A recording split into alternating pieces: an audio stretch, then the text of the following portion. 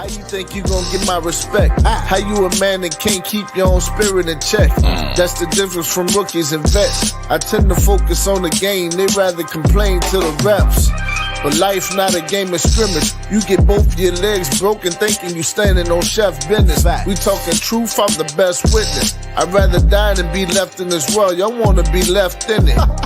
Talking about the laws done away with it.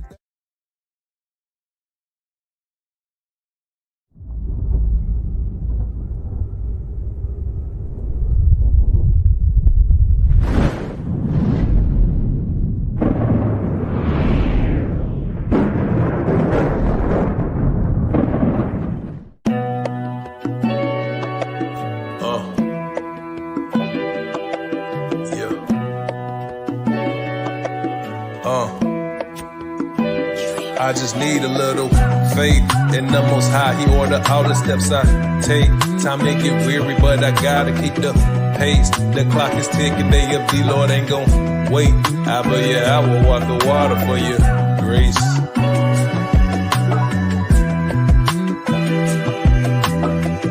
Grace.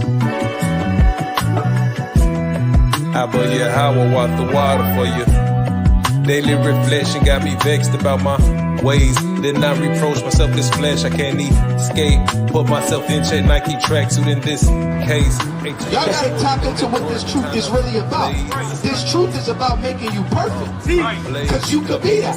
Y'all he ain't put your food in the dark and then kick the plate. He said, be ye perfect like your Father in heaven is perfect. Why did he say that? Cause you could do it. Number times he had blessed me like in forest counting trees. Yeah, how a light is judgment, bring it to your knees. And it's a thin line, but you just and your hope should be in the Lord. David was one of the mightiest of them. And he even said, my God, even without you, Lord, I have no power. So what made David strong? What made him untouchable, unscathed? His trust in the Lord. For the nation over us men that were base. They pervert the truth, they full of hate, they reprobates. Truth he made us all, but us in you. Matthew 10 and 34. Think not that I am come to send peace on earth. That's very key. The Bible says, think not that he came to send peace. A lot of people think Jesus Christ is coming down with babies, naked babies, and arrows shooting hearts at people and giving hugs. That's not, no. He said, think not that I come to send peace. When we read Isaiah 63, it said, Jesus' garment is going to be filled with blood. Entire congregations rebel. Yeah, I see it. The wicked prosper, don't get caught up with the allure. A constant thought is when our nation gon' get restored. Search for the answers, keep the laws at the end, endure. Yeah, endure. All the advices in the book that the fool won't visit. In wisdom show herself, the few and the most won't get it. A wise man said, is this for sure or are you committed? Yeah, I'm in this. I'm putting bricks in for myself, you make your decision. The map is laid, I took the step, you trust your improvisions. A mustard seed of faith, now watch it grow up through the ceiling. And the Most High, he order all the steps I take. Time to get weary, but I gotta keep the pace. The clock is ticking, day of the Lord ain't gon' wait. I will walk the water for your grace. Thank you for watching. You can support the body via Cash App or PayPal. You can also support the channel by joining our Patreon for exclusive videos and content that can't be found anywhere else. We're the Sons of Thunder. It's our heart's prayer and desire for Israel that they might be saved. Shalom.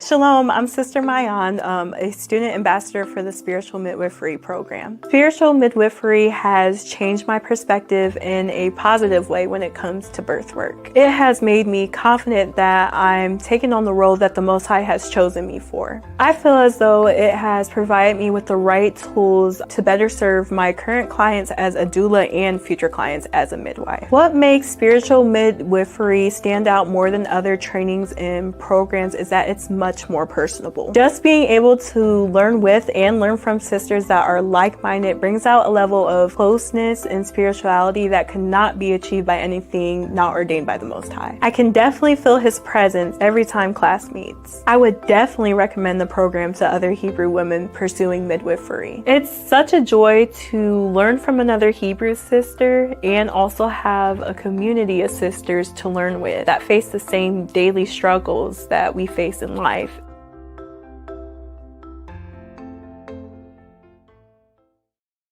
Welcome to Pillars of Rest, where you can find special material for our sisters, by our sisters.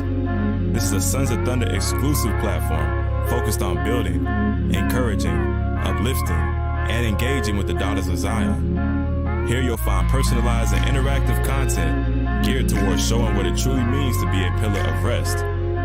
Interviews, scripture breakdowns, tips on motherhood, marriage, and testimonials are just the beginning of the many things to learn from and enjoy in this program.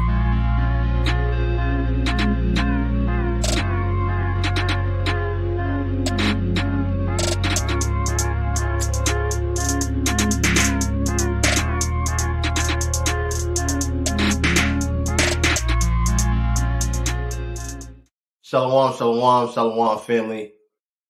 First and foremost, I have to give all praises, all glory, and all honor unto the Most High God, Yahweh. Of course, I do so in the name of his only begotten Son, Yahushai, who the world ignorantly calls Jesus Christ. It's your brother Ariala of Sakari, and I am excited to present to you, the nation of Israel, the official Hebrew Israelite Bible. Now, this has been the culmination of 4 long years of hard work, and it is available for purchase at HIBofficialzion.com. Get yours today.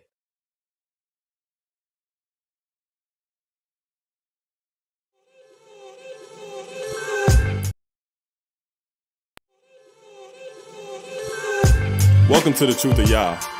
The Truth of Yah's board game's mission is to humble the world in the Truth of Yah. The Truth of Yah's board game's vision is to build up the poor man and woman in spirit. Many people are deceived by lies, deceits, frauds, pride, forward mouth, arrogance, and evil ways. The poor in spirit are attacked daily. The vision to build up the spirit is to cause people only to walk in the ways of Yahweh, just as his son Yahushai and the prophets did, by not just speaking the word, but by putting every word Yahweh spoke into action. We're the Sons of Thunder Israelites, and it's our heart's prayer and desire that you all get the Truth of Yah game. Use our discount code SOT for additional savings. Shalom. All right, let's play, man. Let's get it, man. Let's get it going, man.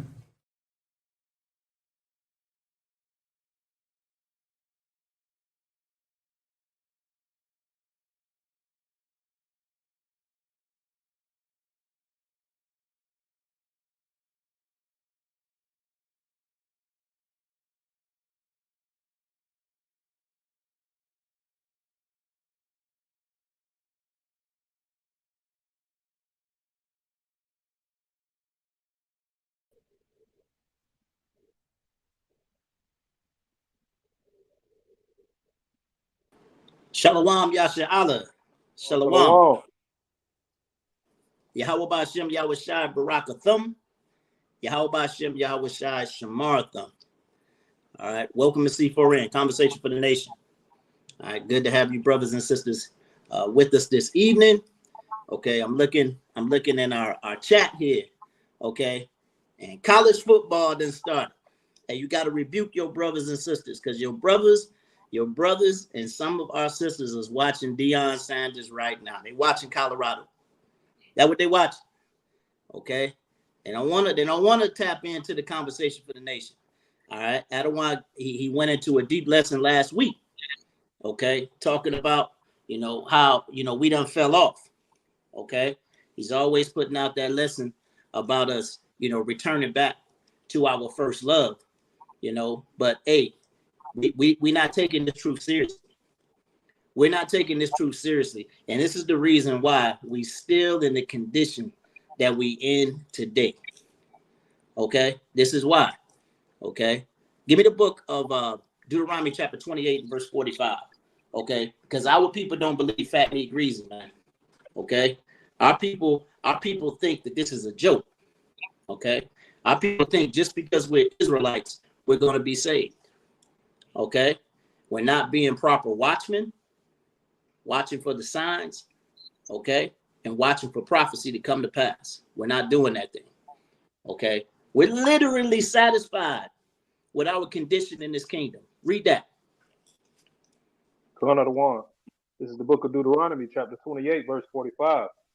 Moreover, all these curses shall come upon thee, and shall pursue thee, and overtake thee, till thou be destroyed, because thou hearkenest not unto the voice of the Lord thy God. Read. To keep his commandments and his statutes, which he commanded thee. Read. And they shall be upon thee for a sign and for a wonder. The curses are going to be upon the children of Israel for a sign and a wonder. That's who we identify who the children of Israel are. Read on. And upon thy seed forever. And the curses are going to be upon our seed forever. You can't escape this thing. Okay? You can't escape this thing. And that's what I want to talk about tonight. Because we got a lot of brothers and sisters who comfortable, man. They're comfortable in this condition that we're in. Inflation ain't no joke, man. This is not a joke. Okay? And we got a lot of our people that are very comfortable in this condition. Okay? And they're literally waiting for things to get better. That's their mindset. Okay? Hey, we getting ready to get a black woman president. Okay? Obama didn't do it. Hey, but this chick carry hot sauce in her purse. Okay? Hillary Clinton carried hot sauce in her purse. All right? Carmella ain't doing nothing but doggone impersonating her. All right? Our people think this thing is going to get better. But the Bible says something different. The Bible says something different. Turbulent times are coming, man. All right. Right now, we have to be thankful. We have to be thankful to the Most High for his grace and his mercy for giving us the conditions that we live in today. You got a home, okay, with a roof over your head, with working AC, with working heat. Okay. You got a refrigerator to keep your food cold. Some of y'all don't even think about that thing, man. Okay, some of you doggone getting down on your knees and you thankful for the Jaguar that you got in your driveway. Okay, some of you doggone thankful. Oh, thank you for giving me this job that pays me $50,000 a year. But you're not thankful for the simple things, man. Okay, how about just waking up? Because some people don't wake up. All right. How about thankful for the fruit that the Most High has given you, your children? How about being thankful for your wife or thankful for your husband? How about being thankful for Yahweh Shai? Good. Okay. You know, but we comfortable. Okay, because we expect things to get better. Give me that in Lamentations 4 and verse 17. We expect things to get better. Okay, and that's the wrong answer. Read that. Lamentations chapter 4 and 17, right after Jeremiah. Go another one. This is Lamentations chapter 4, verse 17. As for us, our eyes as yet failed for our vain help. In our watching, we have watched for a nation that could not save us. In our watching, we have watched for a nation that could not save us. Okay? That's our issue. We're still waiting for a nation to save. I was looking at some statistics, earlier, and I was looking at how small business owners were catching hell during inflation, man. Small business owners. A lot of our people, especially in this truth, we want to go into business for ourselves because we don't want to keep breaking our back, for our oppressors. you know. But you brothers and sisters who have upgraded to like a building, okay, and you have actual employees, man, that's hell.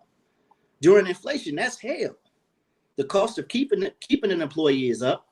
The cost of insuring an employee is up, okay? The services that you got to pay to keep the employee intact, all right, are up or around the same. But prices are high, okay?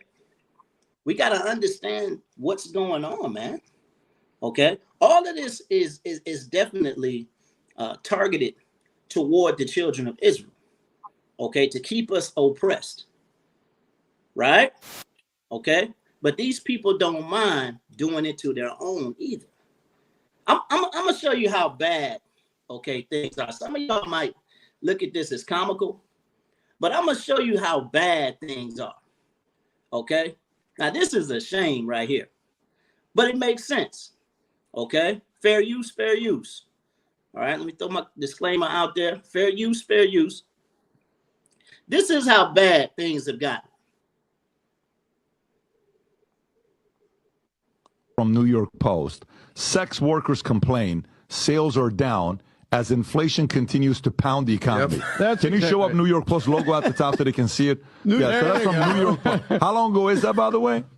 That was an inflation report in third quarter. Wow. And it's getting even worse. So inflation has been pounding the economy, and sex workers are saying it's more expensive for them as well. Let me go into the inflation story here. So high inflation is costing Americans an extra $1,000 a month, an extra $1,000 a month. This is from Fox Business.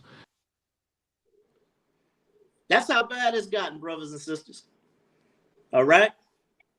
You got doggone sex workers, hookers, prostitutes saying that inflation, all right, ain't no joke. All right? Sex workers, man. This ain't Germany. All right? This ain't Europe. That ain't legal over here. Okay? But they complaining. Okay? And it made me think, okay, about like the so-called dating scene or the courting scene. It made me think about that, man. You know, back when I was a young brother and I was out in the world, man, I used to strategize. Okay, I used to strategize on how I was gonna, you know, take Eve on a date. Okay, had to make sure I had enough ducats in my pockets. You know, nowadays, hey, I feel kind of sorry for brothers. Okay, because if the sex workers is complaining and Eve standards is up here, okay. Where is this doggone, this 6'6" dude that makes six figures, man, that drive a Jaguar, man? Where he at today, man? Okay. And that brother probably got 2-3 women. Okay. One that's single, where he at? All right. Inflation ain't no joke. All right. Inflation, that tickled me, man, when I saw that statistic right there. Okay. That the sex workers were complaining. Okay, but things are getting bad. Now look, when you start looking at the numbers today and you start watching the news and you start looking at these graphs and these charts, they'll tell you that inflation is actually getting better, that things are lowering. But that's because you're comfortable. You're not paying attention. Okay? Let me explain to you about what I mean by that. By you're not paying attention, okay? Now let's look at something, right? During my lifetime, okay? And this is digging into Mike's lifetime too. All right? It's a little bit before my time, but the median home price in 1970, right? This is to buy a home. The median home price in 1970 was $24,000. Salakia, to buy a house. $24,000. That was the median price. Okay. Nowadays, today, the median price to buy a home is $420,000. That's a $400 increase. $400,000 increase. I apologize. $400,000 increase. That's almost a doggone 90% increase right there, man.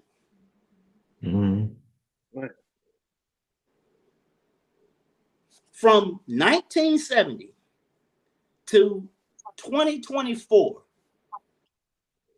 the median price has raised almost $400,000. Now check this out.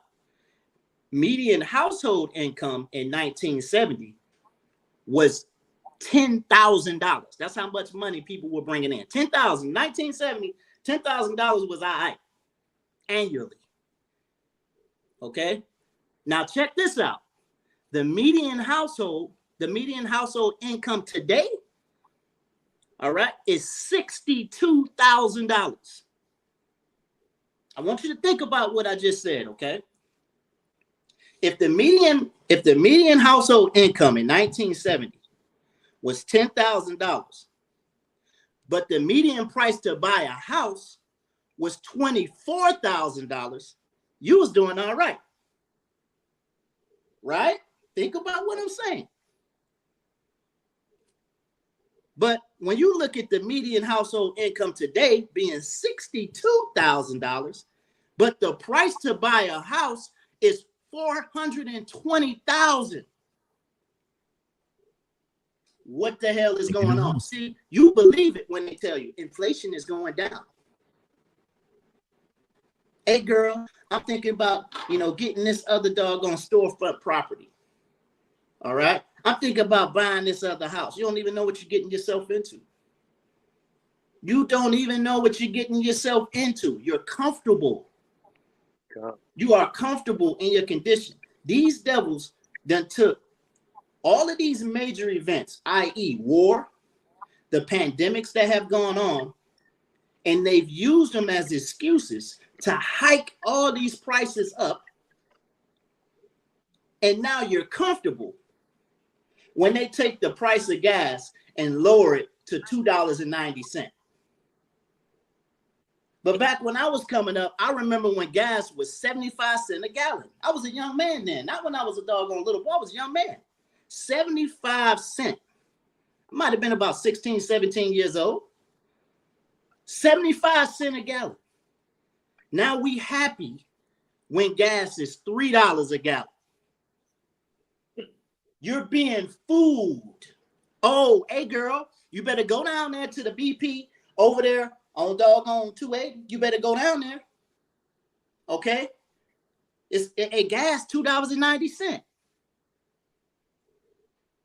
But it was 75 cents a gallon, right? Back around 95.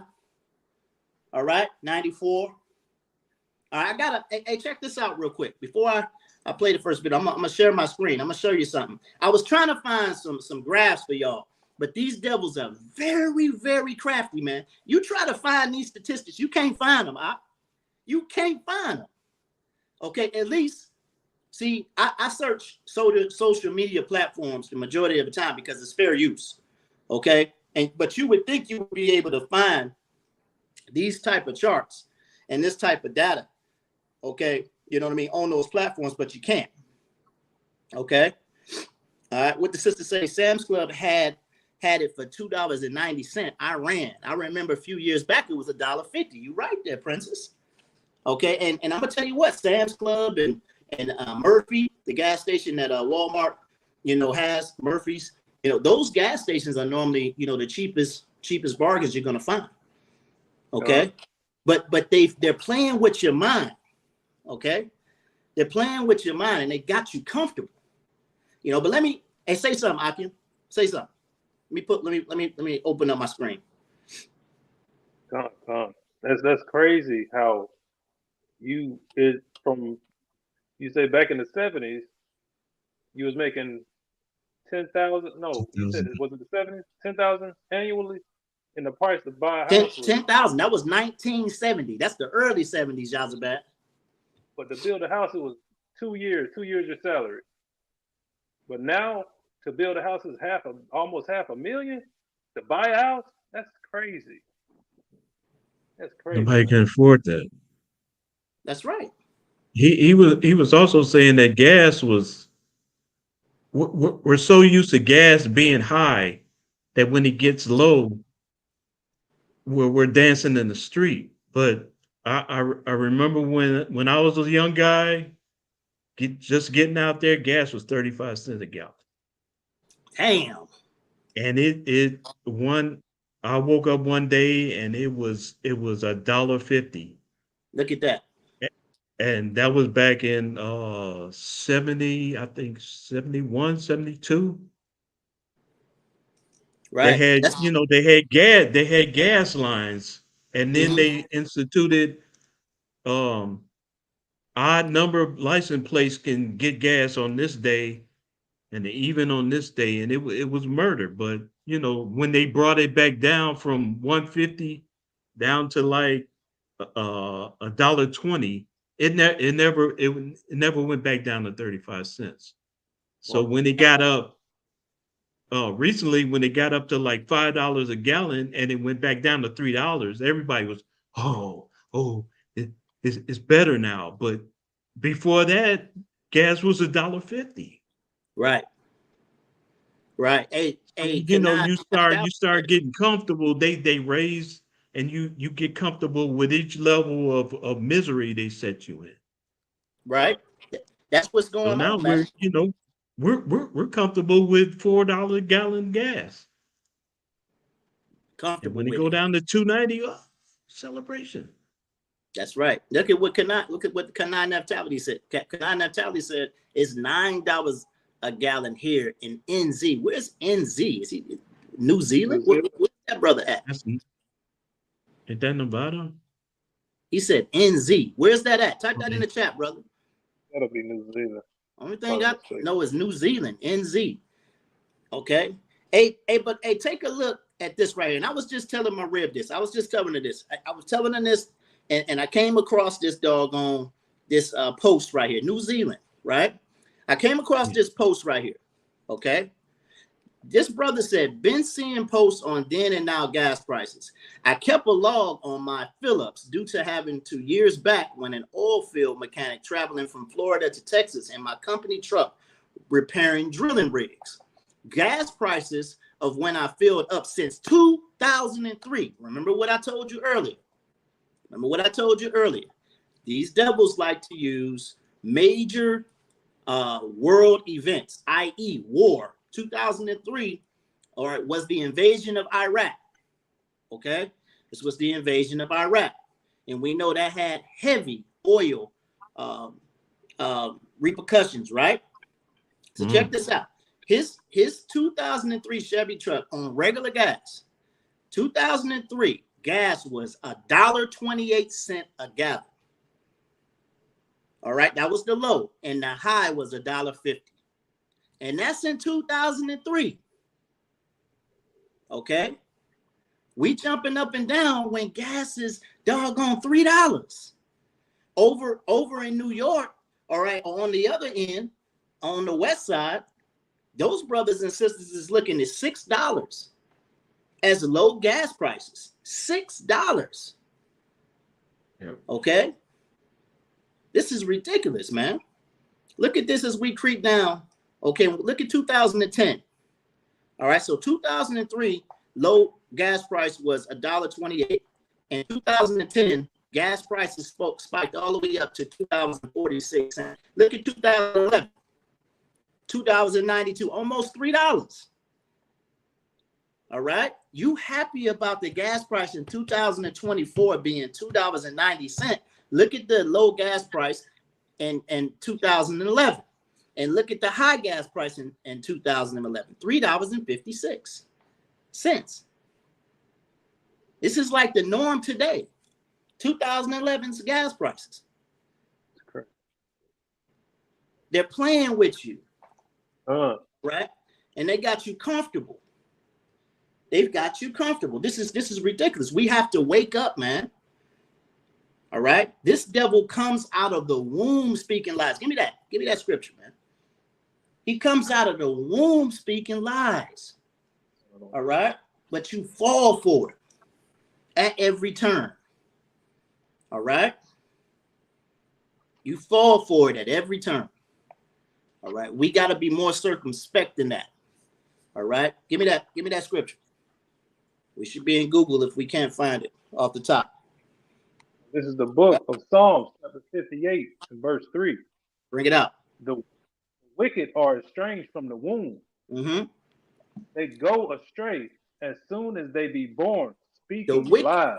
The wicked are estranged from the womb. They go about astray as soon as they be born, speaking lies. All right. Deceiving. That's why we call them the devil. Okay. Because they are deceivers. That's what devil means. Devil's not no doggone red man with a doggone pitchfork that's doggone poking people down in a realm called hell. All right. Hell is the grave. And yes, hell is a condition, right? But hell, according to the scripture, is the grave. Understand? Okay. You got to understand, these devils are deceiving us, man. You've been hoodwinked. You've been bamboozled. All right. And you continue to stay in your comfortable state. Go ahead, brother. I don't want, being that they're playing with the gas prices. They're raising them and raising them. And I know by 2030, they want to get rid of all gas-powered cars. Yeah. I think they might be doing that to get all the money they can before they just do away with the gas. I'm glad you said that, Yazabad, because look, I watch these politicians. I'm glad you said that. Okay. As I watch these politicians go back and forth, they go back and forth, the Republican, the Democrat Party, right? And they've been talking about how Biden tapped into the petroleum reserve. Now, look, when I was in the world, when I was drinking the Kool-Aid of the world, you know, I used to think, man, the doggone United States is smart, man. You know, we sitting up here, we trading for all these barrels of oil, okay, and petroleum, and we ain't using none of ours, man. Okay. You know, we just got our stuff on reserve in the event, you know, that a pandemic breaks out, or in the event that all hell breaks loose, right? But Biden, all right, watch this. Look at this here. All right, fair use, fair use. Show me some love in the chat. The Biden administration announced that it's going to pull back its plans to refill the SPR, the Strategic Petroleum Reserve. You know, they drained that to try and bring gas prices down earlier. Well, they've been trying to fill it back up, but now it is way too expensive. So they say we hit $86 today on the futures market. They say it costs too much, so we're not going to do it. And now. So Biden drained, all right, the Strategic Petroleum Reserve. Okay, but why? Why?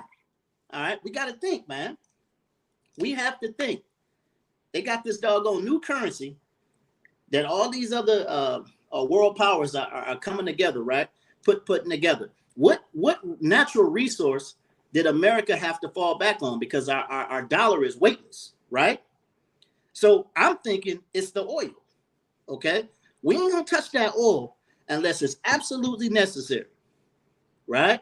So we come off this COVID pandemic, all right, and Biden calls himself trying to, you know, fix the economy. Okay, you know, Trump set up the stimulus packages, right? All right, Biden comes behind him, all right, and he drains the doggone SPR. That's all we got. All right. Now look, I'm not a conspiracy theorist, right? I personally don't think it's no money in Fort Knox. I don't think it's no gold in Fort Knox. I think that's gone. Okay. Right. Nobody can really prove it. I know our dollar ain't got no power behind it, but that's all we had right there. And guess what? It's too expensive to fill it back up. All right. So when Yazabad says we're moving toward electric cars, okay, and they're saying by the time 2030, I think it's going to be a little longer than that. By the time 2030 hits, the majority of Americans will be driving electric cars. And that right there is yet to be seen, right? But that right there could be possible. We're draining all of this fuel for a reason. All right, you got to be an idiot to drain the doggone fuel reserve, and you don't have another natural resource to lean on. Okay, hey Yazabad, hey, you might be on to something. Okay, all right, that's what these these devils, they have a plan, man. Okay, ultimately the plan is to keep the so-called black man, the so-called Hispanic man of Negroid descent, all right, down. All right, ultimately that's their goal. Okay, so hey, the powers that be, they're up to something. Okay, but this right here, this right here is striking. All right, I don't know if brothers and sisters is following and don't understand how important that oil reserve was, that petroleum reserve was. I don't think you understand how important that was. All right, and but Republicans and Democrats are back and forth about this issue right here. Okay, and this right here is going to be a major voting stamp, you know, for a lot of people, because they believe that President Biden mishandled, you know what I mean, the economy and the funds. Okay, you know, when look, you know, technically, when you think about this thing, and I'm not a political guy, not a political guy at all. I can give a damn about, you know, either side, you know, but when you think about it, if you think that a president has immediate impact, okay, Trump only served one term. All right, Trump only served one term. Okay, Trump was still feeling the effects, all right, or reaping the effects of the Obama administration. Okay, and what Joe Biden is reaping is a lot of Trump's agendas and his administrative put forth. Okay, all right, so you got to understand that. All right, any leader, I learned this in the previous job. I'm gonna let you speak right here in a minute, Mike. But I learned this in the previous job. Okay, when a leader takes over, okay, and I had to deal with this a few times in my tenure. When a leader takes over, an agenda was already put in place years. I mean, not necessarily years, okay, but months before, right? That leader's agenda and his plan has to take place before yours can come into fruition. That's how it works. There's not immediate impact. Okay, there's not immediate impact, and 4 years is not a lot of time. But go ahead, Mike. I'm trying to remember the SPR was set up because of the oil embargo back when I was talking about when gas went up from 35 cents to $1.50. That's why they set that up. So it was a hedge against the Saudis, because they're the one that raised it up. They understood that they had the power to set their own prices. And they set that strategic reserve up just in case they tried to do it again. They would say, hey, we ain't got to fool with you. We got our own. Right. But the thing that happened was the Saudis got off of the US dollar. They're not on the oil dollar no more. So Biden said it's over because we got no control over our oil. So I'm gonna use it up. Right. We can't refill it because it's gonna cost too much. The Saudis got the United States by the whatever. The Saudis got them, and then BRICS came in. The US dollar is done, man. That's right. Everybody's getting off of it, and the dollar was set up strategically for the oil. Everybody had to buy oil on the US dollar. Now they're not doing it no more, so it don't matter. The Saudis can jack this country up if they raise a barrel oil. I think it's below $100 a barrel now. If it goes up to like $200 a barrel or something like that, they can starve out the United States. It's gonna be hell, man. Okay, it's gonna be hell. Gas gonna go up to $50 a gallon, man. You're gonna wake up one day and about that. But that's an unlikely scenario, because we're a huge ally of Saudi. Saudi wouldn't do that because Saudi wouldn't have any backing. Okay, that's the only reason why they wouldn't pull that move on the United States. Okay, you know what I mean? They're signed with Russia. They're signed with Russia. Russia got oil they can fill up from Russia. Yeah. It's going to be bad here, man. Because when the rest of the countries just when they finally find out that they don't need the United States, they're going, oh man. Wait, the brother said it's $75 a barrel currently. Okay. Right. Con. They raise it up, man. Saudi isn't bricks. Okay. Yeah, that right there is, see, and it's all making sense. Hey, it's all making sense when Rapid Fire, post that. That's all making sense. Okay. That's right. Saudi is a part of BRICS. Okay. And this is the reason why Joe Biden, all right, is drained. He drained that doggone petroleum reserve. Okay. Because it's useless at this point. And just like Mike said, something is on the brink. We were talking about this before we came on. All right. Something is on the brink. All right. And only these devils know. The Most High is going to bring it to pass. Okay. They can't hide it. The Most High will bring it to pass. He will shine light on it. Okay. But these devils are definitely trying to cover something up. And we understand that America is on this last leg. It's going to happen. Give me that in the book of Obadiah. Okay. Give me that in Obadiah. All right. All these countries are going to turn their back, all right, on America. They already hate her, okay? The only reason why they deal with her is because of the military strength and power, all right?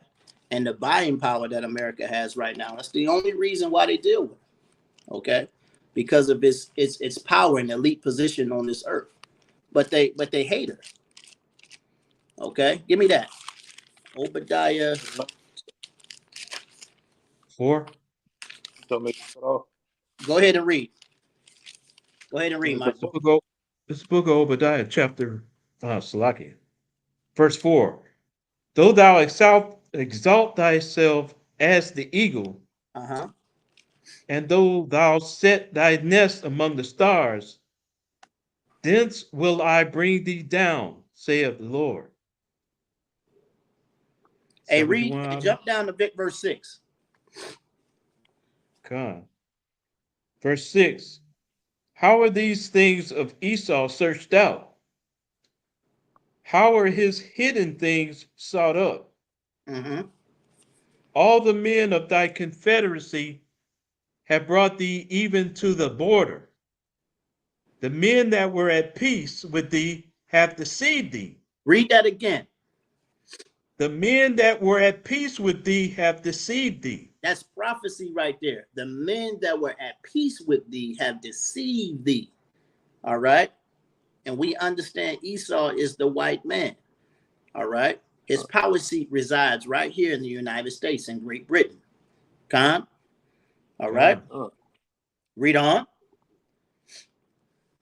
And prevailed against thee. The Bible said that they're going to prevail against the strongest nation on the earth. That's what the Bible say. You walking around here with your "Don't Tread on Me" flag, okay? You walking around here with your chest high, all right? Chest all out and your chin up in the air. You're going to fall. Bashima Mashiach Yahushua. All right? Read.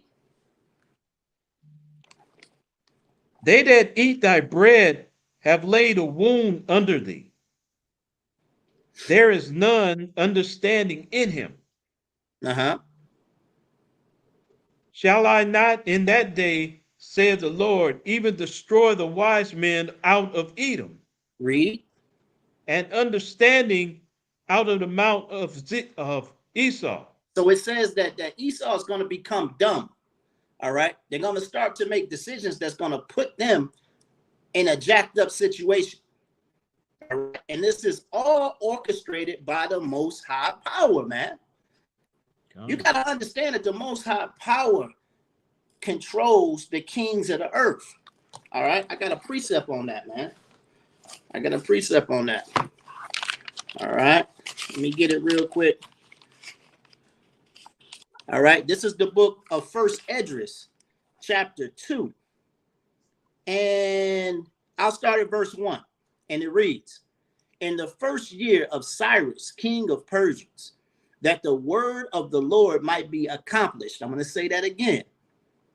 That the word of the Lord may be accomplished, that he had promised by the mouth of Jeremy. Jeremy would be Jeremiah. And the Lord raised up the spirit of Cyrus, king of Persians, and made proclamation throughout all his kingdom, also by writing, saying, thus saith Cyrus, king of Persians, the Lord of Israel, the most high Lord, hath made me king of the world, of the whole world.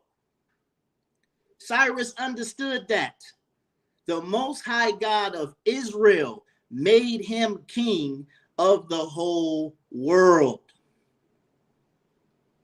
Okay, we got to understand that it is the most high orchestrating all of this. Okay, this is why Esau is going to make his own bed. He's going to create his own downfall, and all of the men of his confederacy are setting his tail up. Khan? All right, this is all prophecy. Okay, and there's nothing new under the sun. All right, that's why when you go into the book of Romans chapter 9 and verse 17, y'all make sure y'all precept that with Romans 9 and 17. Okay, it's telling you that the Most High God used Egypt and the pharaohs. He used them to show his glory and his power. He's going to do it again. And he's going to do it again right here when he destroys this place. Khan? By Shema Mashiach Yahweh Shai. All right, Khan. All right, hey, look, so let's go ahead and go into this video real quick, okay? Fair use. Show me some love, brothers. All right, fair use.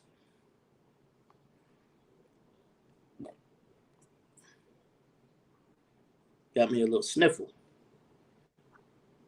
When we start cleaning up our communities, multi-billion-dollar, trillion-dollar companies is going to lose money, right? And they feed their family. Hey, I didn't want to play that right now. Okay, we got to come back to that video. All right, let's go ahead and play this one instead. Just a second. I done remove these things. I done jumped the gun on y'all. All right, put this one here.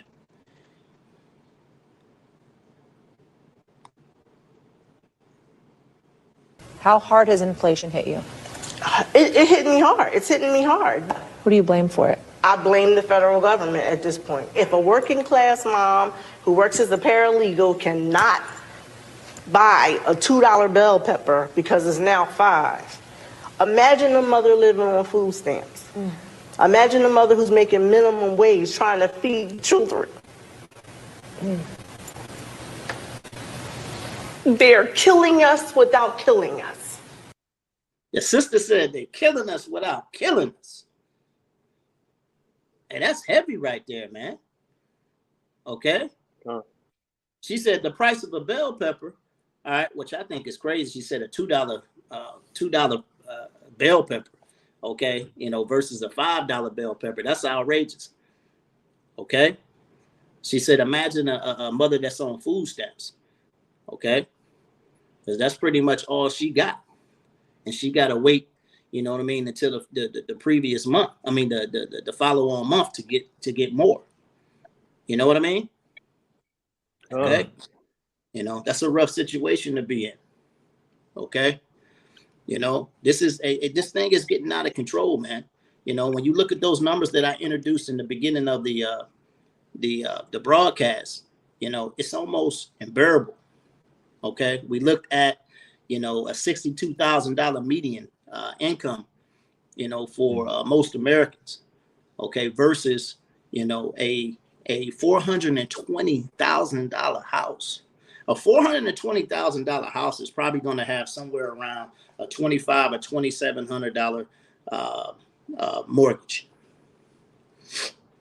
Okay, That's dependent on the interest rate. Okay, when you look at the interest rates today, average interest rate is around 6.5%. Okay. Yeah. That's average. They going up, Yazabad. I see Yazabad shaking his head. Okay, they're making it very hard to live. If you understand that they're killing us without telling us they're killing us. They're hurting people in ways that they can't help themselves. It's either feed my child or how about feed my children and I don't eat. Sister said, hey, it's either feed my kids and I don't eat. All right. Hey, that's a situation we doggone looking at, man, for a lot of people. You know, for a lot of people, a lot of our brothers and sisters are struggling. And okay, not just us. We're looking at a black woman saying this. White people are saying this, and they got the power to bring down the government. We don't got no power like that. We saw January 6th go down, and I was like, man, this is it. All it takes is more than those people, and they can bring down the government because they can't survive on what the government has done to them. Right. This truth is getting out, man. People are getting enraged. You know, this once this election goes by, they're gonna go back to, man, I can't feed my family. Right now, they're having hope that somebody's gonna save them, and it ain't gonna happen. Crazy, man. So they you know, they're talking about a civil war, man. But you know, what you say, Mike? They're talking about civil war, and I'm not talking about like if Trump don't be president. Right. There's an underlying feeling that the government is doing this to us. And that starts a civil war.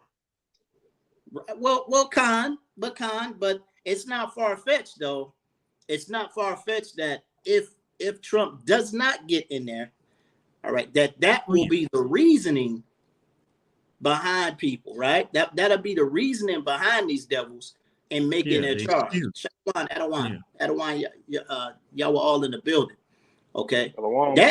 That may be the reasoning though, King. All right. And I was talking to brothers about this not too long ago. If those devils, listen, I was talking to brothers about this not too long ago. If those devils were stupid enough, all right, and savage enough to take doggone the Capitol the way they did, man. Okay?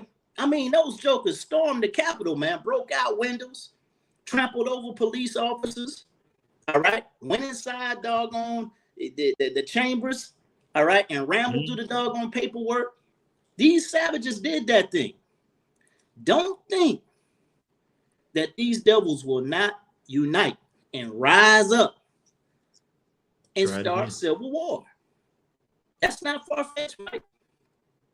But their reasoning will be that they believe that the economy will continue to crash, you know. And then you know a lot of them are ignorant. Not everybody understands what we understand. All right, not everybody understands that you're from the seed of your father. Okay, not everybody understands that the lie that's been told for years: if you got 1 ounce of black in you, then you're black. They don't understand that that's an ignorant statement.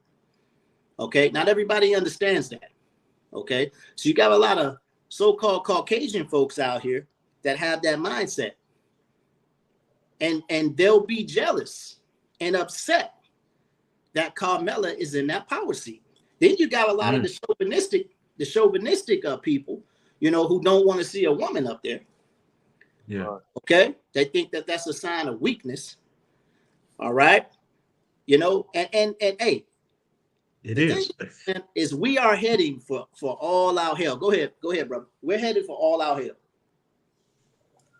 You're saying the chauvinistic? That's not chauvinistic. If a woman is running you, you're weak. That's true. That's true. And then, you know, that's the prevailing feeling. You can't change people thinking that. Yeah, Con. God, the thing is what people will look at when you look at Israel, though. So we've had women in power, okay, over our empire for various reasons, right?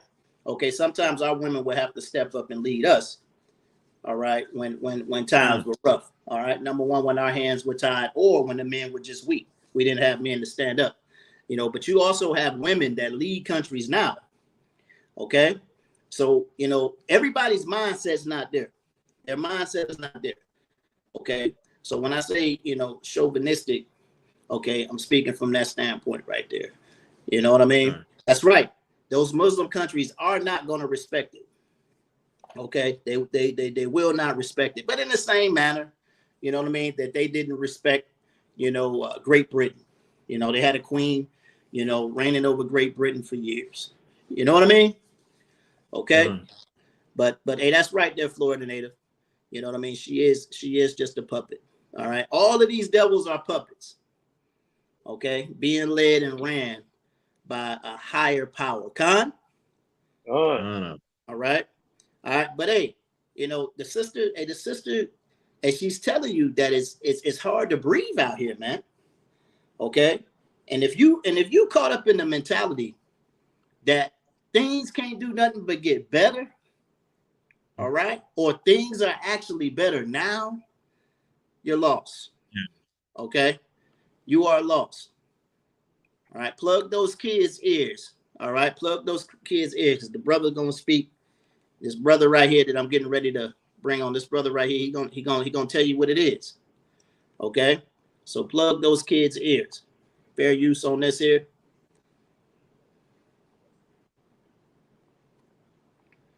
Struggling the last 4 years, my nigga. Ain't nobody up.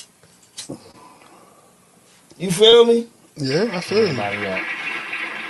And shit only getting worse. What we been talking about? Inflation, everything. Costs more, everything, nigga. We are not up, bro. I don't know what the fuck people be talking about. Now, do you think that inflation could be a result of how up we were during Trump's term with stimulus and all that shit? Niggas. See, when listen to this conversation, man. Hey, the brother saying, hey, look, man, open up your eyes, man. We not up. How is we up? Look at the doggone homeless rates. Okay? When I drive downtown Atlanta, or if I drive downtown doggone Montgomery, I see homeless people every doggone Birmingham. Ridiculous, man. All right. When I went down to Jacksonville, man, that park, Mike, close to downtown, man, that strip, you know what I'm talking about, man, where all those homeless people were lined up. Yeah. All right. Hey, it's bad, man, especially in these major cities. When I look out and about, how are we up? Onesies and twosies, brother get a good job. Brother, spending this money on a doggone a Hummer, okay? Or he got himself a doggone Maybach. All right? Okay? Or one of those Mercedes coupes. Doggone $600,000 car. All right? But you may have a $600,000 car, but only got doggone $800,000 in the bank. All right, you're not up. You're not up. You made a bad purchase, brother. All right, or you made a bad purchase, sister. All right, and that there goes on. It goes on all the time in our community, man. Okay. We're letting these doggone rappers and entertainers show us the standard that we should be living.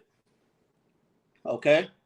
I heard Trick Daddy. I heard Trick Daddy say one day, man, Trick Daddy, I was watching a little podcast, and Trick Daddy, man, talking about the brother from Dade County in Miami. And the brother said, if your driveway, all right, has more value, all right, than what you got in your closet, all right, he said you're going off. Okay, he said if what you got in your driveway costs more than what you got in your doggone closet, you're going off. Now you got to think about that. Hey, the brother Theophilus said he was cut. Okay. So think about that, man. And think about this time during an inflationary times, right? So you got a $60,000 car in your driveway, right? But the clothes and the shoes or whatever that you have in your closet don't equate but up to $15,000. Okay. Think about where you are, man. Think about where you are. Okay. Why you got that? All right. Why do you have that? Why you got that automobile, man? You can't afford it. Well, I can't afford insurance. You said it's for insurance, King? No, you can't afford the insurance. You can't afford insurance. He bought a car. The insurance probably like 20% of the car. Right. Because if it gets stolen, it's got to get paid back. Right. So his insurance premiums as high as this, is how much he's paying for the car. Right. That's insane, man. Right. A rapid fire said, "Why do you need $15,000 worth of clothing?" Okay. And you shouldn't at rapid fire, but it was just an analogy. Okay. Talking about, if you got a $60,000 car, you should be well off. That's the point. Okay. That's the point. But hey, our brothers and sisters is not looking at it like that. Our brothers and sisters are making purchases, for the wrong reasons. Jake making the purchase just to impress Eve. Right. Okay. Mm-hmm. That's why Jake getting that thing. Jake gonna get a $50,000 car. He gonna put some rims on that thing, all right, and some thick tires. He gonna deck it out, all right, with a doggone a stereo system, all right. He gonna tint it out and be broke as a joke, okay. Gonna be eating ramen noodles, all right, but he gonna be able to bag Eve with the car that he driving, okay. And our sisters will they'll sacrifice a lot of them, not all of them, but some of them will sacrifice the needs of their children, all right, just to have one up on the next system. I see it all the time, man. Okay, I see it all the time. This is where we are. Okay, in inflationary times, we've allowed the devil to control our doggone decision making. Okay. And that right there is not even, what's important. What's important is that we keep the laws and the commandments of the Most High God, right? Sure. And raise our children righteously. That's important. Okay. You know what I mean? Not chasing this doggone bag. Con? All right. Hey, but I want to transition over to Senator Rob Smith. He actually keeps it real, man. Hey, this brother, Senator Rob Smith, he actually keeps it real here. Remove this from the studio. Okay. All right. Fair use, fair use.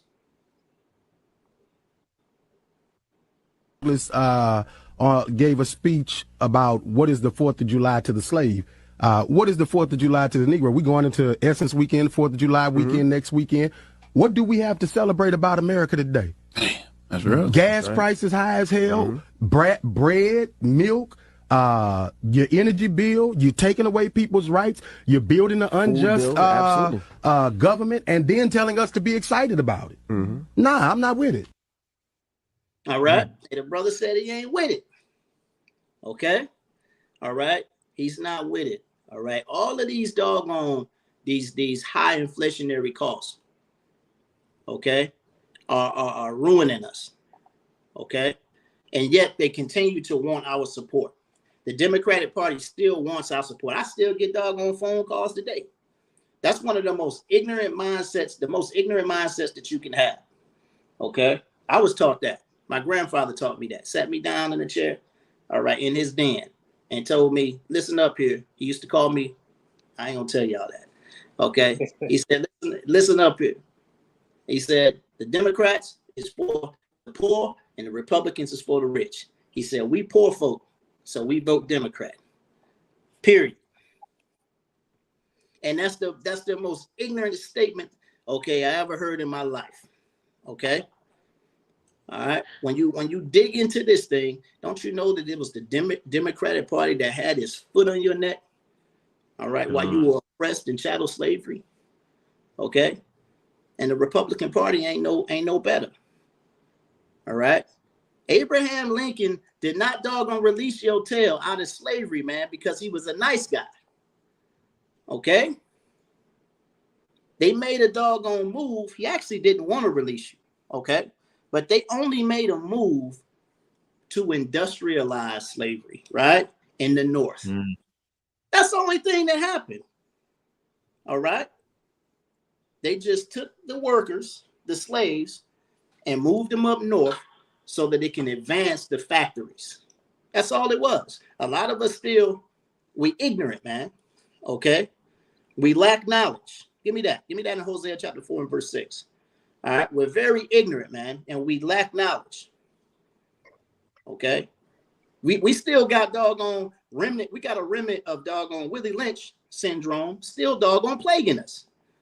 How in the hell do we have so-called black folk and Hispanic folk that live in the South that envy black and Hispanic folk that live in the North? You got black folk that live in the South calling black folk that live in the North Yankees. Oh, them old Yankees. Okay. And you jokers in the North, I was talking to some brothers at work the other day. Okay. And the brother, he slipped out of his mouth. He was talking about, y'all done heard this too. And some of y'all still ignorant to this day and believe it. Oh, yeah. Hey, them folk up north, hey, they put sugar in their grits. Okay. You know what I mean? Oh, them folk up north, they can't cook like the folk doggone in the South. Do you understand that 90% of the slaves that were in the United States lived in the South at one point? And the ones that ran from the South and went north, they took the recipes with them. That's right. That is, listen to me, okay? You're not that bright if you believe those things. Those things are put in place to separate us. All right? The people in the North, all right, who came from the South, cook just as good as the people in the South. All right? People jumping off. They jumping off. They don't like that. Ignorant, man. Ignorant, man. Just off the statement that I made. And this old light-skinned Negro, all right, saying that, all right, they hate me too because I'm light-skinned. Oh, yeah, the blacker the berry, the sweeter the juice. Just ignorant, man. Okay? All right? Probably a Canaanite, man. Not even an Israelite. You know what I mean? You know, and believe in that, man. Okay? We're very ignorant, man, as a people. We're very ignorant. We'll believe anything. All right? Salakia. Go ahead. That's part of the Willie Lynch letter. They're coming out now saying that the Willie Lynch letter was a hoax. It was written by, it wasn't written by.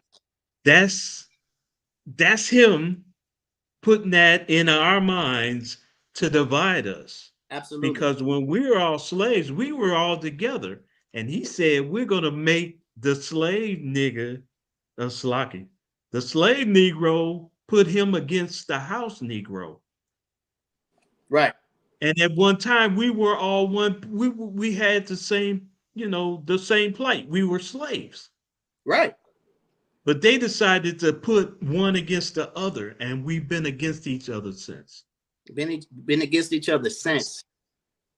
That's, it's a shame, man. I mean, you look at all that, Uncle Tom, You know, when you really research who Uncle Tom really was, okay, you'll call people who are sellouts Uncle Toms, right? Okay, but Uncle Tom was actually a hero, man. Okay, Uncle Tom was actually a hero. Hey, talk about Uncle Tom, man, while I pull up these next two videos. From what I heard, Uncle Tom actually was helping the Underground Railroad. He was helping our people get, you know, to a better existence in the North. And like I said, that's part of the Willie Lynch letter. We gotta denigrate our heroes. Right. We'll put ourselves down like you're an Uncle Tom, but when you start researching it and you find out Uncle Tom wasn't what you think he was. Right. Where does that sit with you after that? Now you got, and we don't think. We just carry it on, and we'll just keep on saying, well, so and so is an Uncle Tom. Right. Yeah. And don't know what the hell you're saying.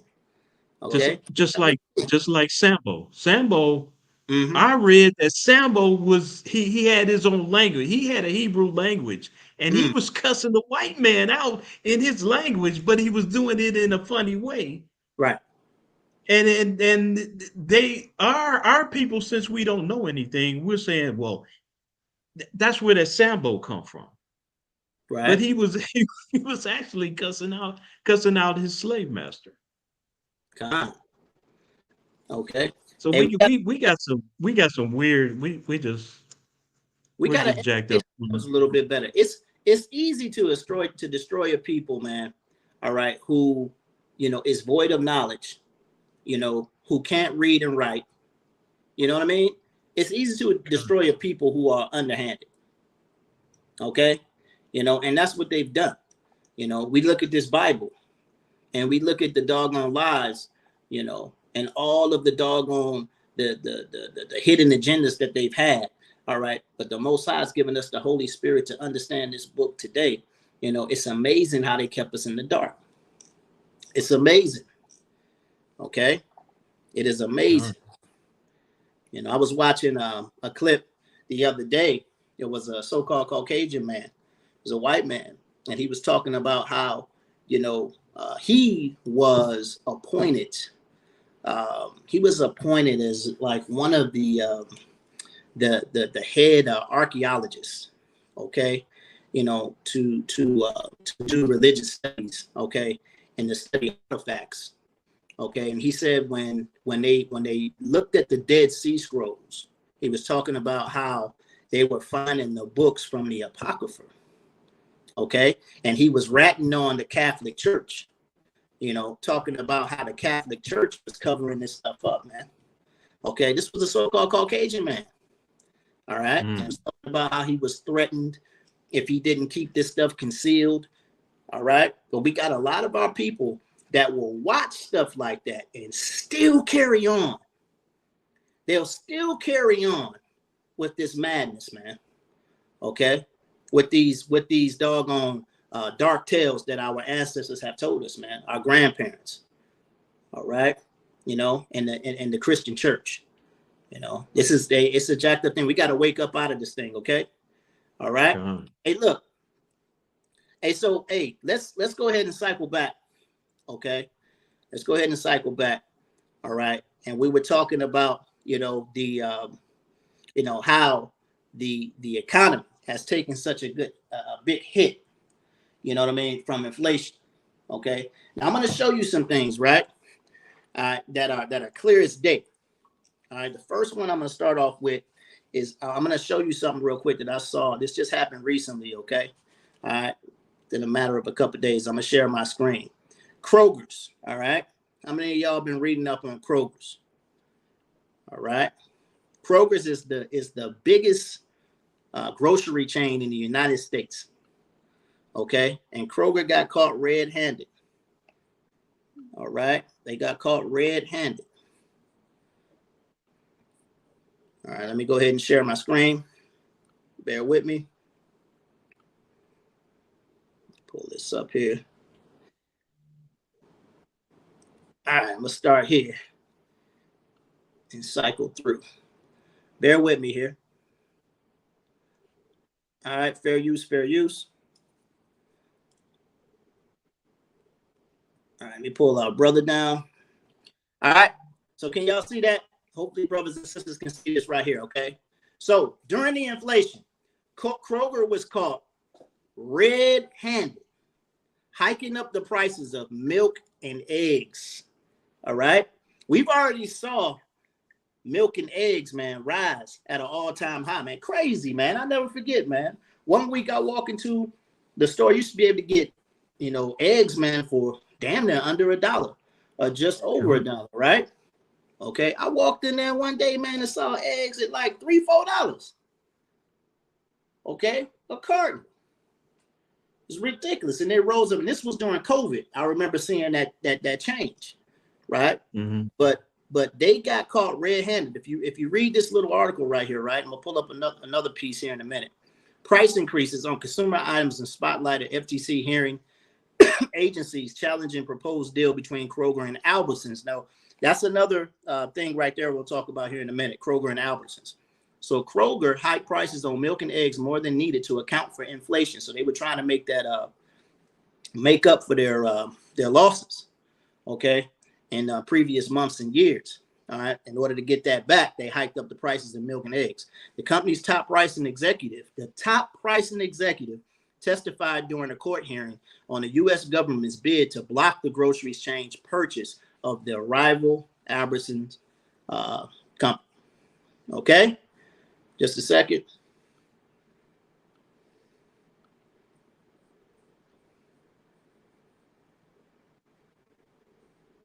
All right, wait a minute.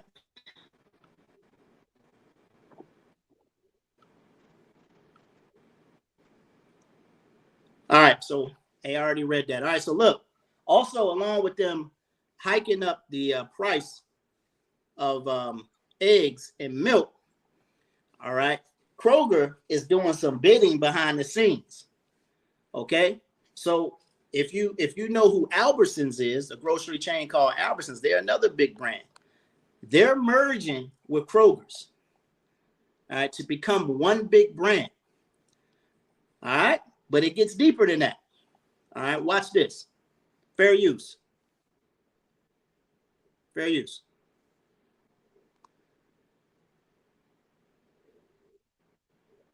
Any grocery store in America, there is a pretty good chance it's about to be owned by one single mega grocery store corporation. And that's really bad news for the prices you pay. A massive supermarket merger could change how millions of Americans shop for groceries. Kroger, the nation's largest supermarket chain, is merging with its rival Albertsons, potentially creating a grocery empire. Safeway, Ralph's, Smith's, Harris Teeter, Shaw's, King's, Randall's, and about 25 other brands will all be owned by a single company if the Kroger-Albertsons merger goes through.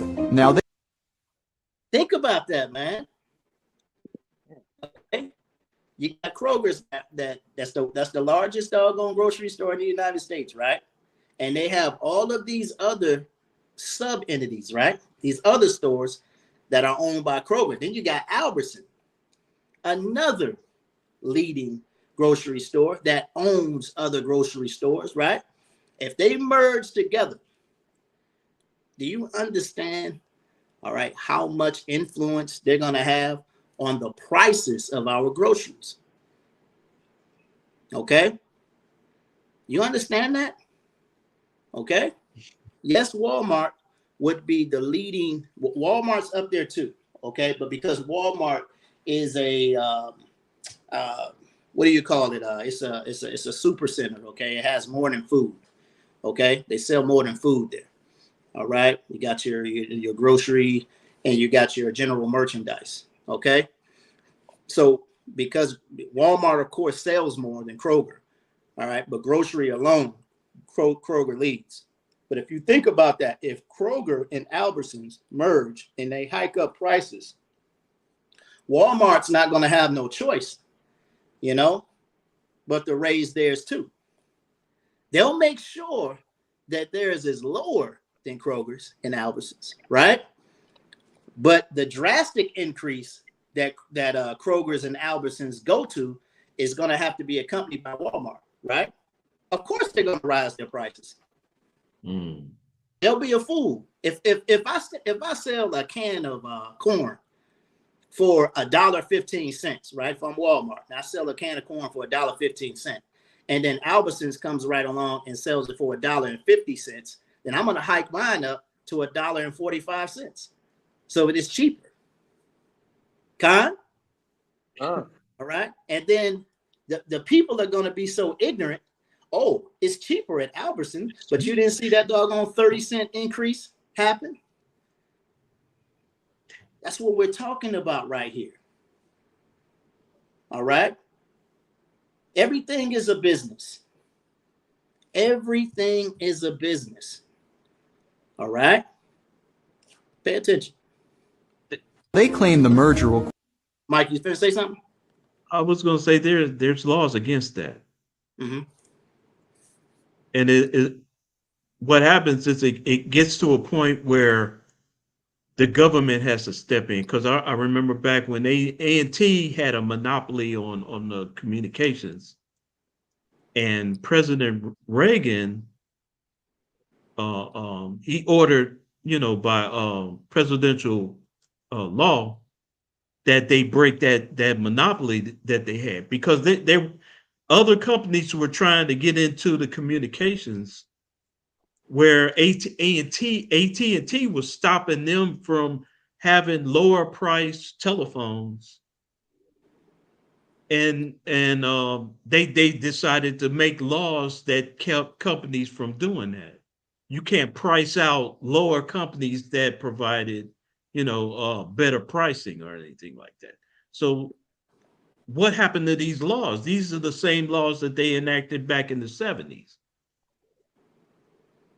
So they let things go on until it gets to a point where people are, going against it. And then the actual president has to step in and do something about it. Right. All right. Hey, so yeah, this thing is doggone getting out of control, man. All right.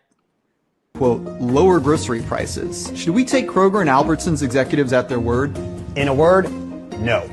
In 6, get the fuck out of here. This mega grocery store merger is bad news for everyone, except a few top executives and shareholders on Wall Street.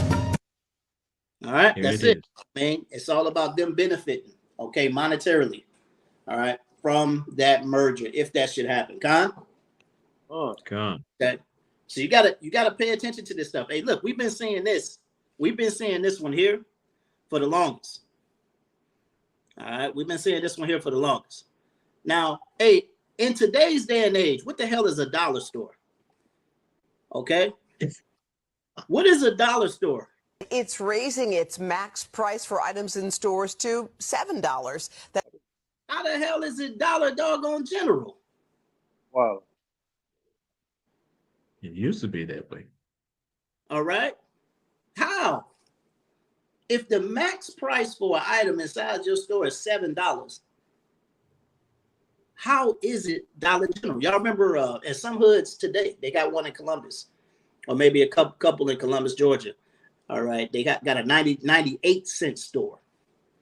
98-cent store. Where just about all the items in the store is 98 cents. Now they sell, other stuff like blow dryers, clippers and hair irons and all that good stuff. And of course that stuff is more expensive, but that stuff's behind the counter. But just about everything on the floor is 98 cents. Okay? But these dollar stores, all right, your Dollar Trees, your Dollar Generals, Family Dollar been gone, man. Okay, I don't even know why they got dollar in the name. Okay, because you ain't paying $1 for nothing in Family Dollar, right? Okay, but it's still the doggone trickery. All right, the signs say Dollar General. The sign says Family Dollar, and I'm gonna tell you something. If you're not a smart shopper like me, I ain't gonna lie to you. I ain't no couponer. All right. I just don't do it. I just don't got time for it, man. Yeah. All right. I just don't got time. But some people, you got some people out here that go from store to store because they're smart shoppers. They understand that you can find things cheaper at Walmart or at Myers, or you know what I mean, or wherever you shop at, Target. You'll find some things cheaper in those stores than you find in the dollar stores, certain items. But you got to be a smart shopper in order to catch it, right? That's a $2 increase over the current cap price. The higher And this is Dollar Tree, not Dollar General. cost items will include food, pet, and personal care items. In addition, the base price for items will be raised from $1.25 to $1.50. Now they just changed that price from $1 to $1.25 about what, 2 years ago? Wasn't that about 2 years ago when they increased that thing to $1.25? Yeah. Right. I used to go get my snacks from Dollar Tree, man. Used to go up in there, man, get my snacks. You know what I mean? Pile my little bag up and I'll be good at work. You know what I mean? Okay. But no, man, I seen that thing hike up. Now the average price is going to be $1.50. All right. For the dollar items on the floor. Rename it $1.50. Exactly. You know? But they're not going to do that. They're not going to do that, Mike, because that dollar, you know, hey, look, as long as all of the other, you know, competitive chains are doing the same thing, why change that? But dollar means come here, shop here, we're cheap. But they can take that thing up. The company announced plans to close about 600 Family Dollar stores in the first half of this year. Okay, they're going to reap benefits from that. 600 Family Dollars are shutting down. Okay. Hey, but look, pay attention, man. All right, pay attention. A lot of us, man, we just caught. You know what I mean? We're caught in this mindset and our comfortability, man. All right. Now remember we were talking about the gas prices earlier. All right, we were talking about the gas prices earlier, right? All right. Man.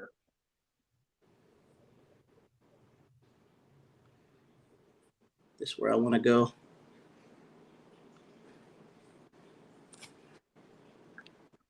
Fair use. These just gas prices now, we just gonna be up in this price. I thought they was gonna go down at some point. They need to go back. Now see this brother right here, he's got to be in on the East Coast somewhere, okay, or over on the West Coast. Okay, look at those prices right there. Look at it. Regular $6.39. All right. Regular $6.69 for Supreme. Back down to where they was. They done went up to 7 in LA. Now they down to 640. They've been so high. We think 640 is a deal. 640 outrageous. But when you used to 4 something and it done went up 7, now 640 feel like a deal. It's an aberration.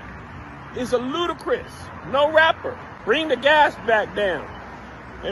It's not happening, brother. It's not happening because the majority of Americans are comfortable with paying doggone $4 or $5. They'll bring it down every once in a while, but there's going to come a point in time out there, all right, on the East and West Coast, where that $6.30 is the norm. All right. Then over here in the South and in the Midwest, you're talking about, you know, $3. All right. You know, $3, $4 may be the norm. Okay. For regular unleaded. All right. This is what we're dealing with. It's not going to go back to 75 cents a gallon, man. You can forget it. It damn sure ain't going back to 50, Mike. All right. Hell no. That. It's not happening. Okay. This right here is what we're dealing with, man. Okay. And you gotta be smarter than that. Now look, that video that I took down earlier, okay, where the brother was going in. Okay. Hey, gather yourselves together, man. Okay. Give me Zephaniah. Okay. Zephaniah chapter 2 and verse 1. All right. This is where our mindset has to be. Okay. Because we're just caught up in the web of our oppressors. And we've been taking this bait. Okay. Read that. Another one. This is the book of Zephaniah, chapter 2 and verse 1. Gather yourselves together. Yea, gather together, O nation, not desire. We have to gather ourselves together. Okay. Because we are the nation that is not desired. Once again, we are the target. Although everybody is suffering from this thing. Okay. It's still all to keep the elite and keep the chosen, the doggone, the scum of the earth, man. Okay. Right. It's doggone to keep the elite, but to keep the chosen on a very low level. That's what the goal is. They can give a damn about their own people. That's why the doggone Russians, hate the so-called white man over here. They the same damn people, man. That's why the Ashkenaz sitting over in doggone Syria, hate the doggone white man over here in Great Britain. Okay? Same damn people. You know what I mean? Like they don't understand. A house divided, man. It can't stand. But we divided right now. Okay? And that's a big issue. We got to gather ourselves together, man. All right? The blueprint for success is right here in the book.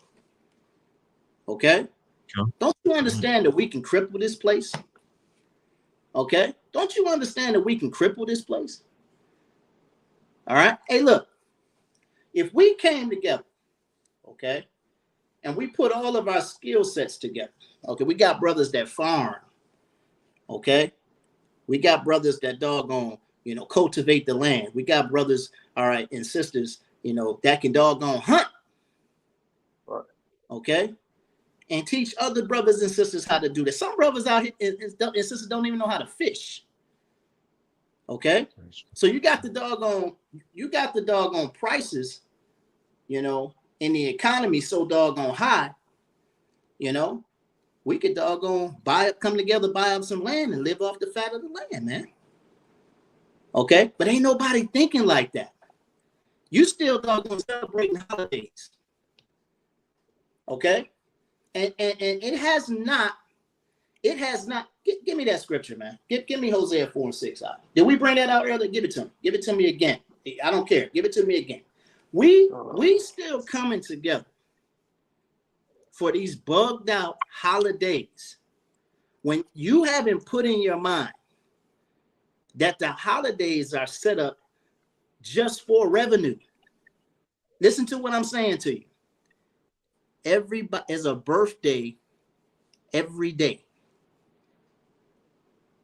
All right. So Hallmark is in business 365 days out of the year. They're going to make money every day. Okay? Y'all ain't thinking about that. You know what you're thinking about? Oh, it's my birthday, girl. Okay? Hey, we going to go downtown. Okay? We going to cut up. Matter of fact, it's going to be my birth week. And we going to act a fool. All right? We going to act a fool. Yeah. All right? Adawan said he doggone bought a soda for $2.90. Okay? $2.16 ounce, $2.90. That's a damn shame. Adawan, I remember when a soda was 50 cents. Yeah. Okay. All right. And all right, but we comfortable here. All right, we'll be satisfied, Adawan, if that thing go down to doggone $2.50. We'll be satisfied. A lot. Okay. All right. Hey, go ahead, King. I was just in the gas station with my little girl yesterday. Was about to buy a bottle of water, 2 for $3. Yeah. Small bottle of water. Small bottle. All right. Getting you, man. All right. You remember the quarter juices? All right. The quarter juices. All right. Quarter juice about doggone 50, 60 cents now. All right. It's ridiculous. All right. But look, I lost my doggone train of thought, man, on what when I brought up Adawan. What was I talking about before we talked about Adawan's We about to bring out Hosea 4 and 6. Hey, bring that out. Hosea 4 and 6. Okay, because this is the point I'm making. I was talking about the holidays. Okay. Our people, you got a lot of our people that are conditioned and keeping the holidays. Okay. You don't understand. Everybody has a birthday, right? So if there's a birthday celebration, okay, or this is somebody's birthday, even though they may not celebrate it until the weekend, that's what normally people do, right? Still, you're going to buy somebody a gift and you're going to buy a card. You may get balloons and a party may be going on. That keeps this business, that keeps Hallmark, that keeps the card section and the balloon section and the candy section open in these big retail stores. But you're not thinking like that. Okay? You're not thinking like that. You're comfortable. You're keeping the Waltons rich. Okay? Y'all know who the Waltons are. Those are the owners of Walmart. You're keeping them rich. Okay? You're not thinking. All right? You got high holy days and holy days mentioned in this Bible. Okay? And it's more. Okay? It's more in this book than the world has. All right? And you're commanded to keep these days, but you've ignored them. Instead, all right, you'll rather feed all of these companies your money for Christmas. I'm gonna tell you something. That's keeping when Christmas comes around. Okay, you don't understand. You about kept the lights open in Walmart and in Target for about 4 or 5 months. You done kept the lights on for about 4 or 5 months. As Hebrew Israelites, let me tell you, I'm brothers and sisters who's actually practice, because you got some so-called Hebrew Israelites that's still slipping over, celebrating these holidays, man. They can't get away from not getting that gift, man. Okay, they can't get away from it. Do you know the money that you'll save? Okay, if you stop celebrating doggone Easter, do you know the money that you'll save if you stop trying to buy everybody a damn gift on Christmas? Trust me, I know. Okay, I've been doing this for a minute. Okay, and the money that I've saved is nice. Okay, I remember them days. Broke is a joke. Okay, broke is a joke. And you know the jacked up part about it coming up, man? I used to be that bitter kid because my birthday was January the 3rd, right? So my birthday came right after Christmas and right after doggone New Year's, man. So everybody was broke. Good. Okay? I used to watch everybody get their nice gifts, this, that, and you know what I mean? So, hey, short end of the stick anyway. But, all right, that doesn't matter today. Okay? We come together and you give those alms, all right, to the Most High. You give those alms to the body. Okay? And you get to save some of that thing. All right? This is the money that we can be using to build our doggone nation to come together. Think about it. Think about the money that you spend for Thanksgiving, all that damn food. Okay? Half of it you throwing away. Okay? Half of it you throwing away. All right? Think about Christmas. All right? Think about all these doggone birthdays. All right? Think about all the meat that you buy on the 4th of July. Okay? Mm-hmm. All right? Think about Valentine's. You spend some of you brothers spending a bag on Valentine's Day. And then up north, if you up where we from, them jokers slid another holiday up on us, man, called Sweetest Day. We have Valentine's Day and Sweetest Day. Okay, so we had 2 Valentine's Day we had to deal with up north. Okay, y'all know what I'm talking about. If you from up there in the Midwest where I'm from. Okay, you know the money that you saving, but think about that. If we put that thing together, we'll cripple this doggone place, man. Buy some land. Okay? Seed the doggone field. You know what I mean? Put our doggone, that's right. Y'all know I'm talking about sweetest day is in October. Okay? Put our skills together, man. And we're hunting and we're fishing. Okay? And we're building. We'll cripple this place. Mm-hmm. Okay? We get our Northern Kingdom brothers and sisters on board. Okay? We wouldn't be worried about no damn recession. Okay? We wouldn't be worried about no inflation. Wouldn't be affecting us. Okay? You think this place is in a frenzy now?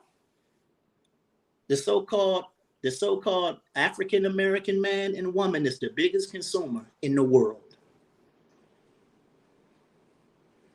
Think about it if you didn't attend Black Friday. Think about this, man. If you wasn't online, they not going to the stores like they used to, camping out.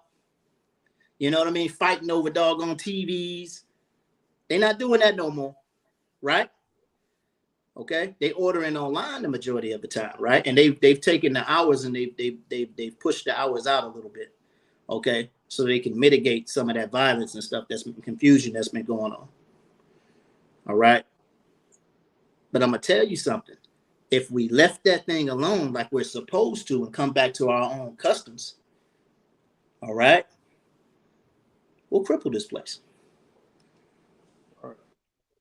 All right. What you brothers got to say about that? That's if we can keep that money in the community, it would be good. Because we can make our own stuff. When we buy from other communities, our money comes in and goes out almost immediately. It don't stay in the community. So we can't build our community up, and that's Esau's crafty counsel on us. That's right. Salakia.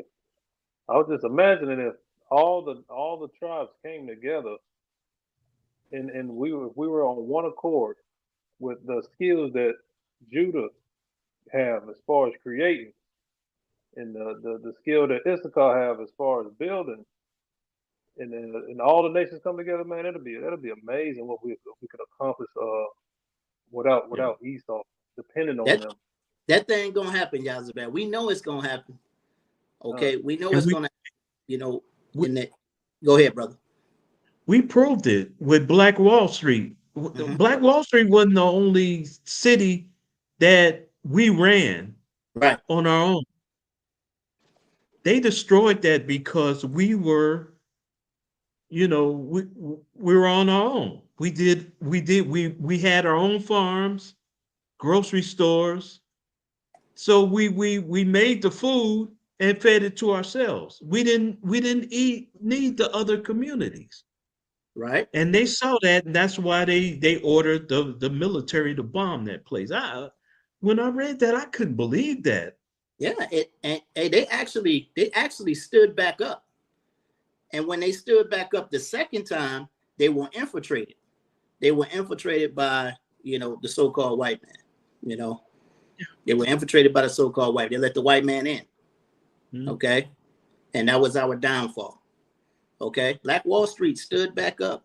Okay. And had a second run and was doing just as good. Okay. All right. But they let these devils in our space. Okay. And that's the reason why we fell. But we know we can do it, Adam. We know we can do it.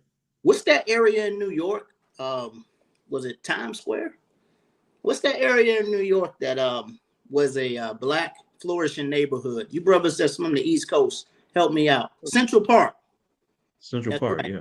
Brother already put there. So, Central Park was ours. That was a flourishing, so-called black, all right, Israelite, population and area of business as well. Okay, that we benefited. Right. Okay, we've had pockets. There was a town in Georgia where Lake Lanier is. Mm-hmm. They flooded the whole town because it was a black town and it was prospering. Right. That's what they did. They didn't even give the people warning that they were going to do that. They just broke a dam and the water is over the homes.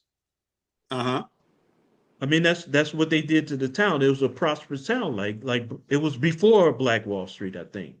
Right. Or after. I'm not sure. Yeah. But that's definitely what they do to us. That's right. We've definitely showed that we're capable of doing it. Okay. And we understand, all right, that they're gonna attempt, all right, or tear that thing down. Why? Because the curses are upon us forever. Okay. But the thing is the Most High God promised us. Give me the book of Deuteronomy. All right. Matter of fact, go to Leviticus chapter 26. Okay. Go to Leviticus chapter 26. We bring out Hosea first. Now let's go ahead and bypass that and get me Leviticus chapter 26. And I want to start at verse 3. Con. This is the book of Leviticus, chapter 26 and verse 3. Uh-huh. If you walk in my statutes and keep my commandments and do them, then I will give you rain in due season.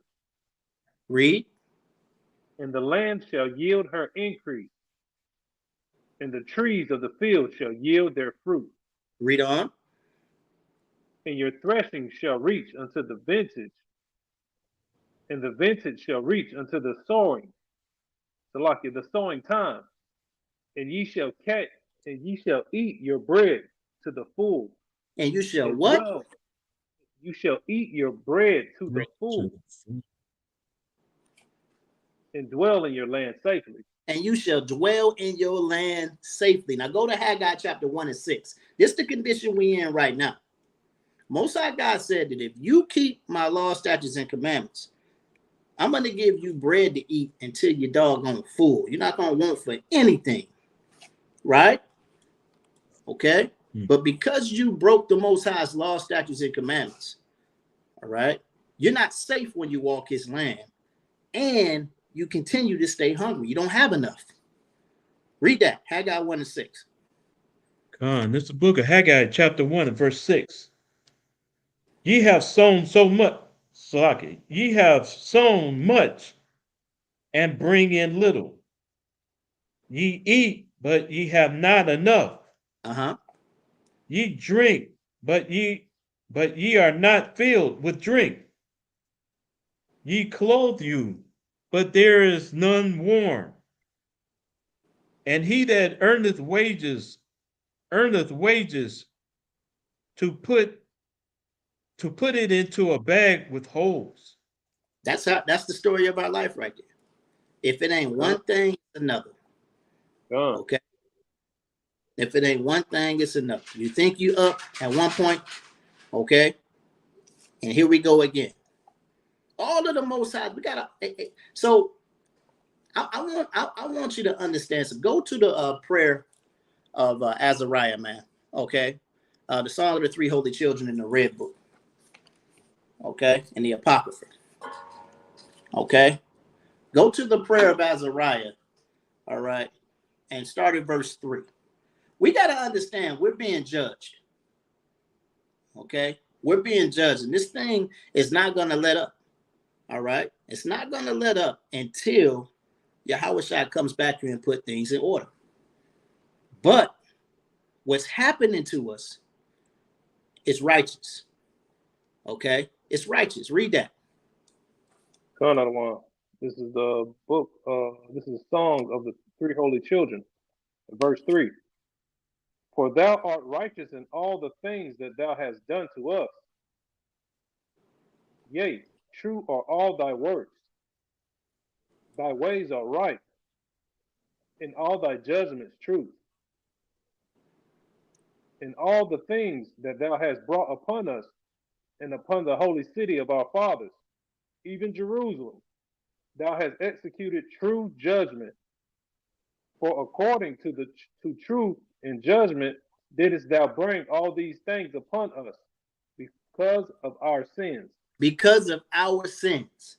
You have executed true judgment upon us. for the sins of our forefathers and for our sins. Read the next verse. None of the one. For we have sinned and committed iniquity, departing from thee. In all things have we trespassed and not obeyed. All things have we trespassed. Read on.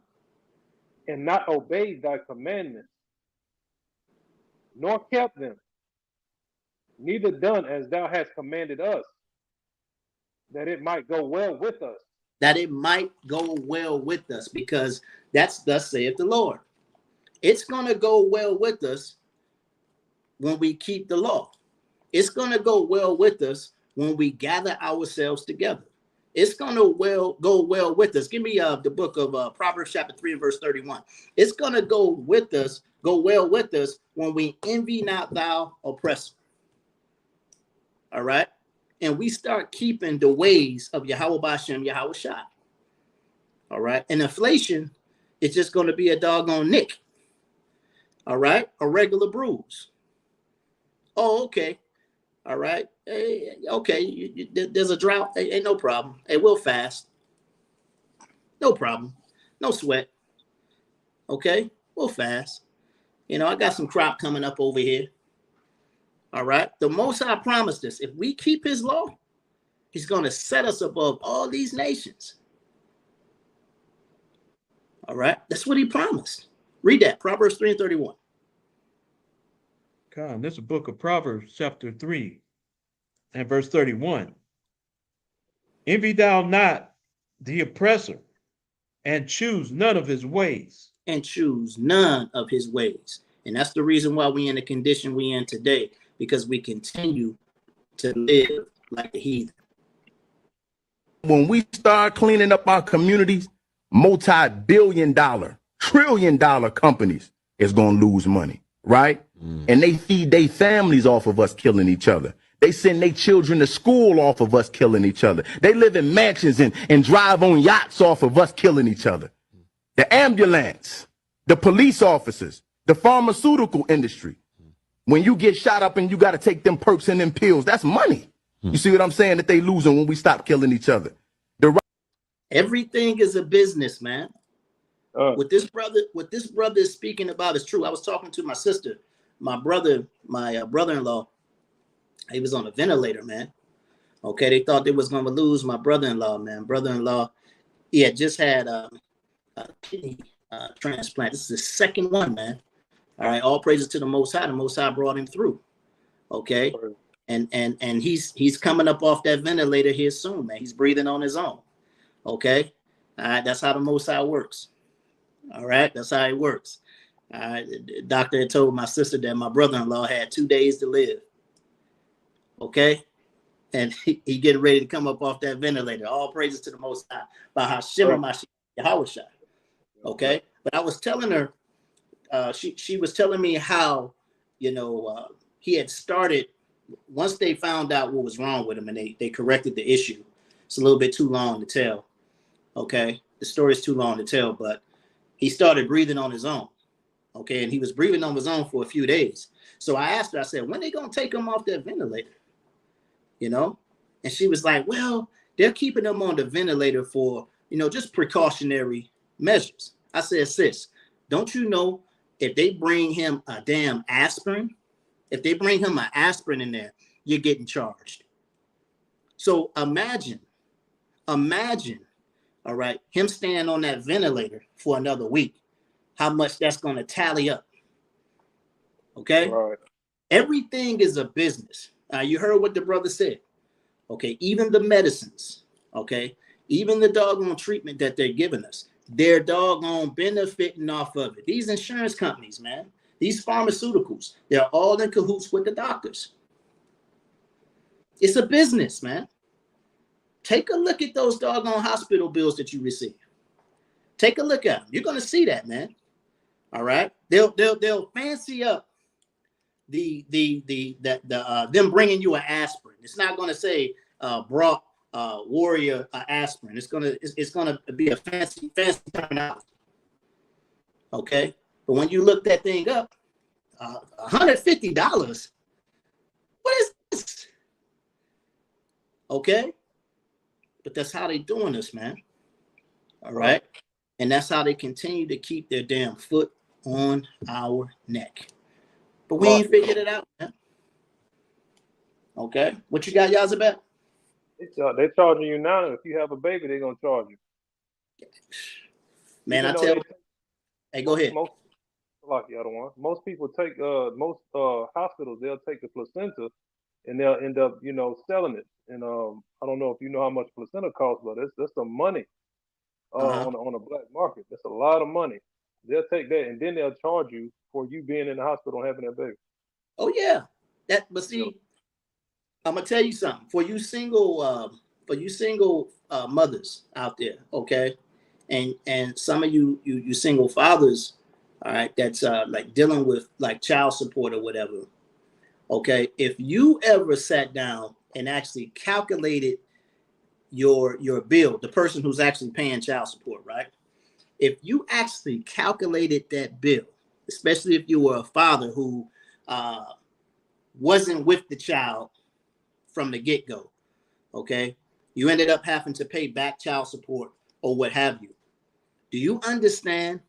If that woman rode in an ambulance, right, and the hospital fees, right, for the delivering of that baby, the whole term she was in there, that's on your bill.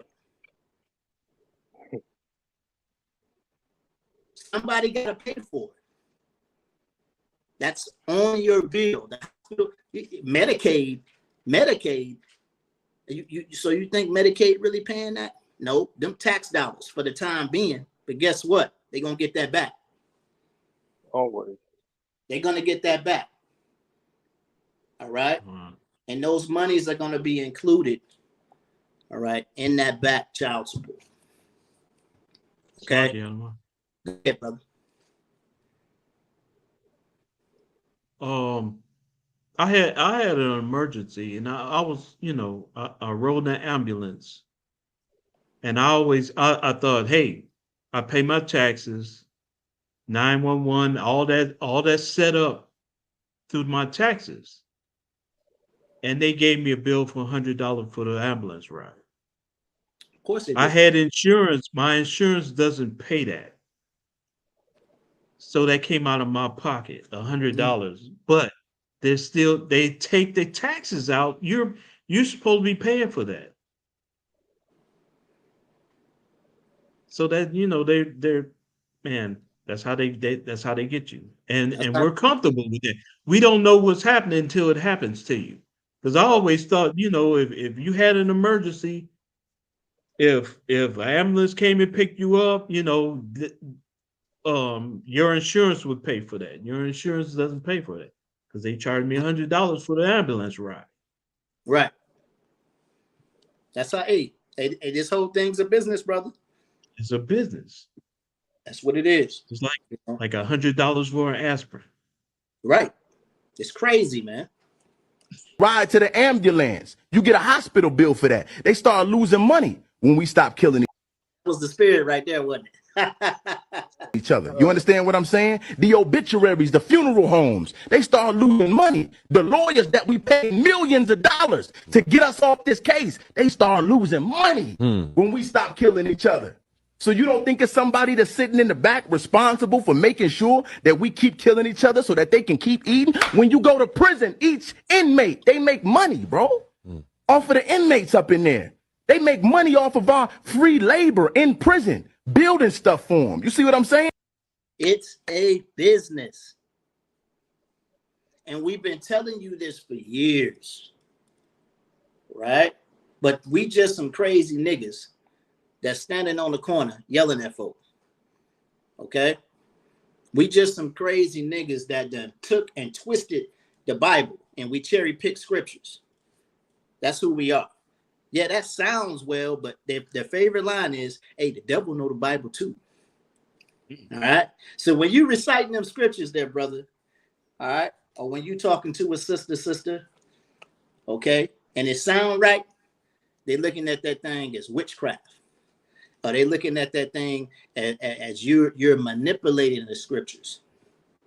Okay, somehow you've made it seem like okay, that made sense, but it really didn't. Instead, all right, your God is three persons, all right, in one, all right, and they can actually substantiate that, okay, and make it make sense. All right, when you read the Bible says something different. Okay, this is how bugged out our people are, man. Okay, this is how bugged out our people are. You know, and we got a doggone and we got to continue to try to educate our people. All right, continue to try to wake up the elect. You know, that's right there, King. A strong delusion is what they have. So you don't think it's people out here that's like, no, let me promote this rapper talking about sliding on the ops. Let me promote you trolling these brothers for somebody that you done killed. Because the more you incite them to murder and kill, the more we eat. That's it. And we've been telling you that for years. See, as long as we continue to sin, they stay on top. That's how it works. But see, they've got you to bite in on the fact that the laws are done away with. Okay, I watched a brother teaching. I was watching the camp video. I think it was Brother Naquan, okay, from the Watchman for Israel. Naquan asked the brother, you know, he said, is bestiality legal? What? He was talking to a Christian. The Christian was trying to tell him the law is done away with. And he said, of course not. And he looked at Naquan like he was crazy. But he said, where do you find bestiality is unlawful in the Bible? Okay. And the dude was confounded. All right. He's confounded because you find that in the law. You know, right. I love, you know, Captain DeRock, when Captain DeRock's dealing with a, you know, a brother or a sister, and he's trying to educate them on the point that the law, okay, is still relevant. You know, he'll ask them, you know, if you is raping, you know, if somebody rapes a sister, is that unlawful? Okay, and the person always says, no, that's unlawful. You can't rape anybody. But when you find that, it's actually in the law. So you're saying that when you say the law is done away with, you're saying that bestiality is legal. Right. Okay, you're saying that, you know, raping a sister is legal. Okay, that's what you're saying. You know, then we'll say, well, you're an advocate for the LGBTQ community, okay, and the rights that these people that practice bestiality have. You're an advocate for that. No. Yes, you are, because you said the law's done away with. You got to really think about the doggone spell that these devils have you under. You sleep. Okay? You sleep. You can't logically think. All right? When you say that the law's done away with, you're saying that a man can murder another man. That's what you're saying. All right? When you're saying that the law is done away with, when you sit there and tell your kids, hey, look, all right, you better not doggone say nothing when we get in this store, all right, or I'm going to whoop your behind, all right? You better act right when you go to that school, or I'm going to whoop your behind. And they disrespect you and they do it anyway. But you're a hypocrite because you said the law is done away with. All right? The scripture said you got to honor your mother and father if you want to live long. Okay? You got to really think about what you're saying. Okay? Mm-hmm. They've taught you these things to keep you in a lower state. God said, if you keep my law, Israel, I'm going to make you the greatest thing on this planet. And I'm going to make you rulers of all nations. Okay? But you've allowed your enemies to doggone control you. All right? In such a manner, all right, that doggone, we're in such a manner that we're doggone, we got a genocide going on. Okay? We're killing one another. And we literally hate one another. Okay? We're comfortable in the condition that we're in. All right. We got inflation going on. All right. They continue to pull the doggone wool over our eyes and hike up prices. Okay. Leave it at a certain rate. And then once they bring it down, oh, girl, all right, gas, $2.90. But gas was doggone $1.23 in 2003. Okay. Damn. Where did time go? Okay. It's pure manipulation. It is pure manipulation. All right. And your devils. Hey, get me Proverbs chapter 22 and 16. They've lived on greed. Okay. They've lived on greed. Give me that. Proverbs 22 and 16. No, the one. It's the book of Proverbs, chapter 22 and verse 16, and it reads, "He that oppresseth the poor to increase his riches, and he that giveth to the rich shall surely come to want." See, hey, their time is going to come. Okay? Their time is going to come. All of these devils, all right, that arise in these doggone prices. We just talked about Kroger's and Albertsons. All right? We talked about these doggone fuel companies. All right, that continue to hike up these prices, and these hospitals and these pharmaceutical companies, all right, and these insurance companies. All these devils that oppress the poor to increase their own riches, all right, they're going to come to want. All right, what does that mean? Come to want means that they're going to end up in a lower state, and they're going to be the tail, and we're going to be the head. Okay. That prophecy has to come to pass. All right. King Solomon is telling you that is going to come to pass, Con. Right? You got to doggone believe that. Go ahead, King. It's the book of Proverbs, chapter 29, verse 2. When the righteous are in authority, the people rejoice. But when the wicked beareth rule, the people mourn. So that's what's going on today. We're under a wicked rule, so we're not having a good time. That's right. Okay. You know what I mean? We're definitely not having a good time because the devil's got his doggone foot on our neck. Okay. And he's going to continue to keep it there as long as you sin. All right. Hey, look.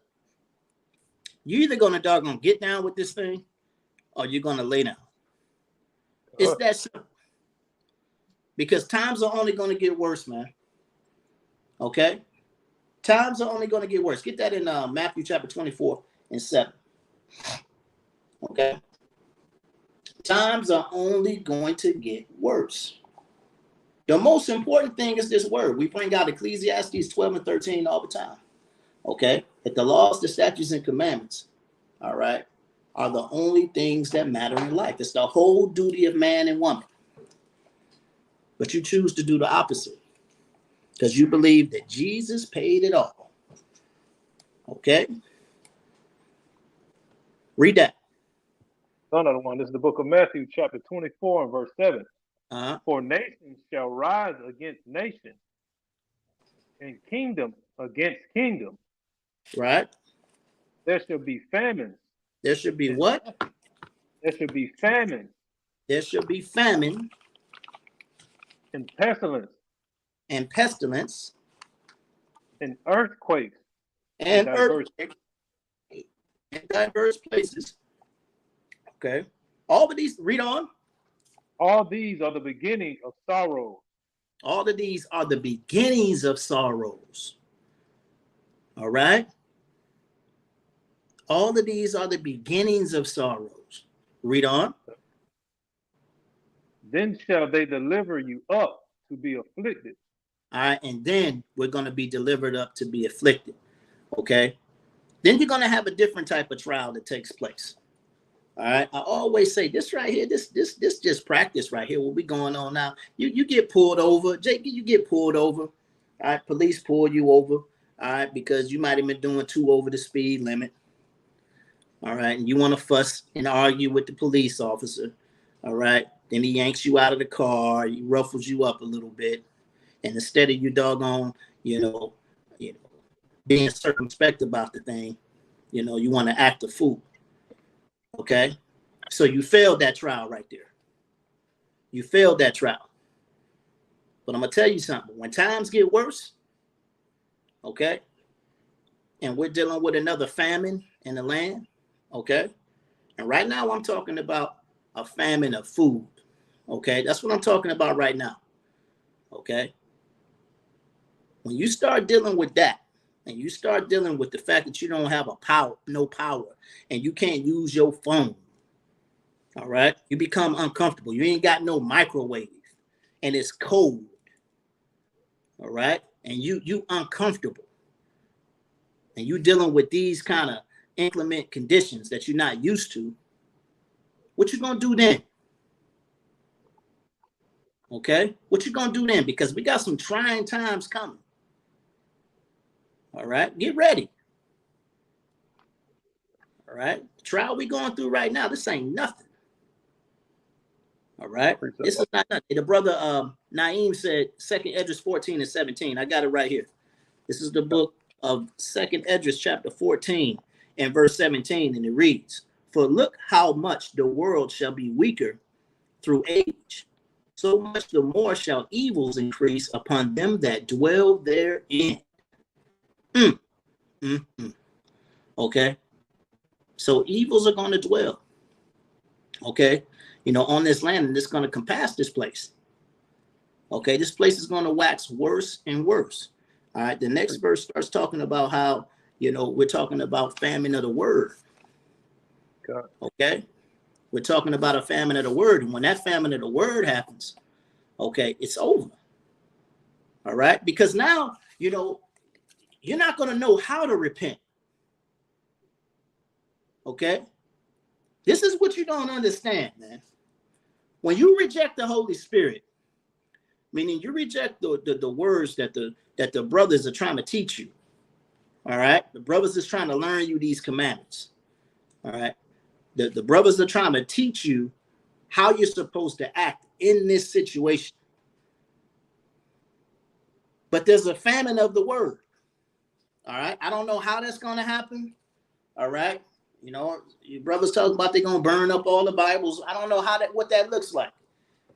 All I know is that there's going to be a time, because the scriptures say so, where you're not going to be able to. Hey, give me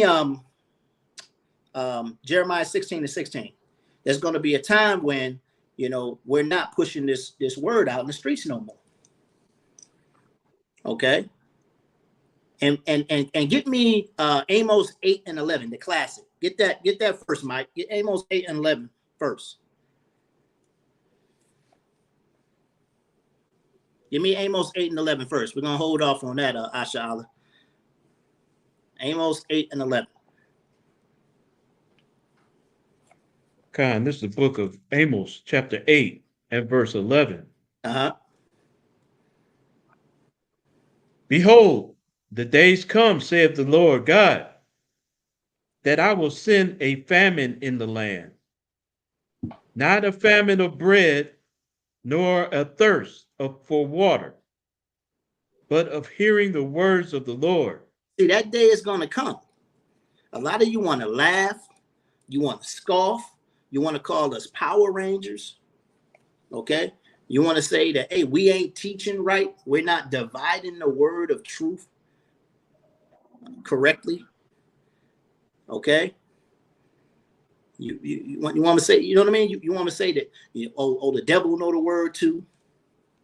Well, you don't understand that. We're those men. We're those men that are mentioned in Isaiah chapter 30. We're your teachers. And that's not to boast and brag, man. It's not to boast and brag. All right? Brothers is not trying to be proud about that thing, but we're those guys. Okay? But when it happens, read on. Just read on. Read on. It's going to tell you. It's going to tell you. Read on.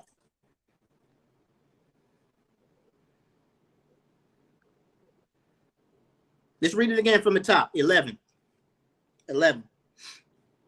This is Amos chapter 8, verse 11. "Behold, the day come, saith the Lord God, that I will send a famine in the land, not a famine of bread, nor a thirst for water, but of hearing the words of the Lord. Read. And they shall wander from sea to sea, and from the north even to the east. They shall run to and fro to seek the word of the Lord, and shall not find it. Where those brothers at, and shall not find it? Where those brothers at that was wearing them funny clothes, man? That had them garments on, that had them strings, those tassels, hanging from their clothes. Where they at? Why they not out here teaching on this Saturday? Okay, where they at? Where them brothers at? It says they're gonna wander from sea to sea looking for brothers. All right, that's how valuable this word is. All right, and see, that brings clarity to the Israelite man, all right, being exalted in that day. The Israelite man is going to be like fine gold. And that's why 7 women going to take hold to 1 man, okay? Because now you want to listen. Okay, now you want to listen. All right, now you want to be, you want to be protected now. Okay. This is a serious deal right here. Go ahead, brother. This is the book of Ecclesiasticus, chapter 5 and verse 7. And it reads, make no tarrying to turn to the Lord, and put not off from day to day. For suddenly shall the wrath of the Lord come forth, and in thy security thou shalt be destroyed, and perish in the day of vengeance. It says, in thy security thou shalt be destroyed. Okay, haven't we been talking about that all night? Right? You're so comfortable with everything. Now, that's the point of this lesson. The point of this lesson is to get you to understand that you're too comfortable. You're too comfortable. You're going to get caught off guard. Yahweh Shah coming like a thief in the night. You're not going to see him coming. All right? And if you a doggone halfway, brew,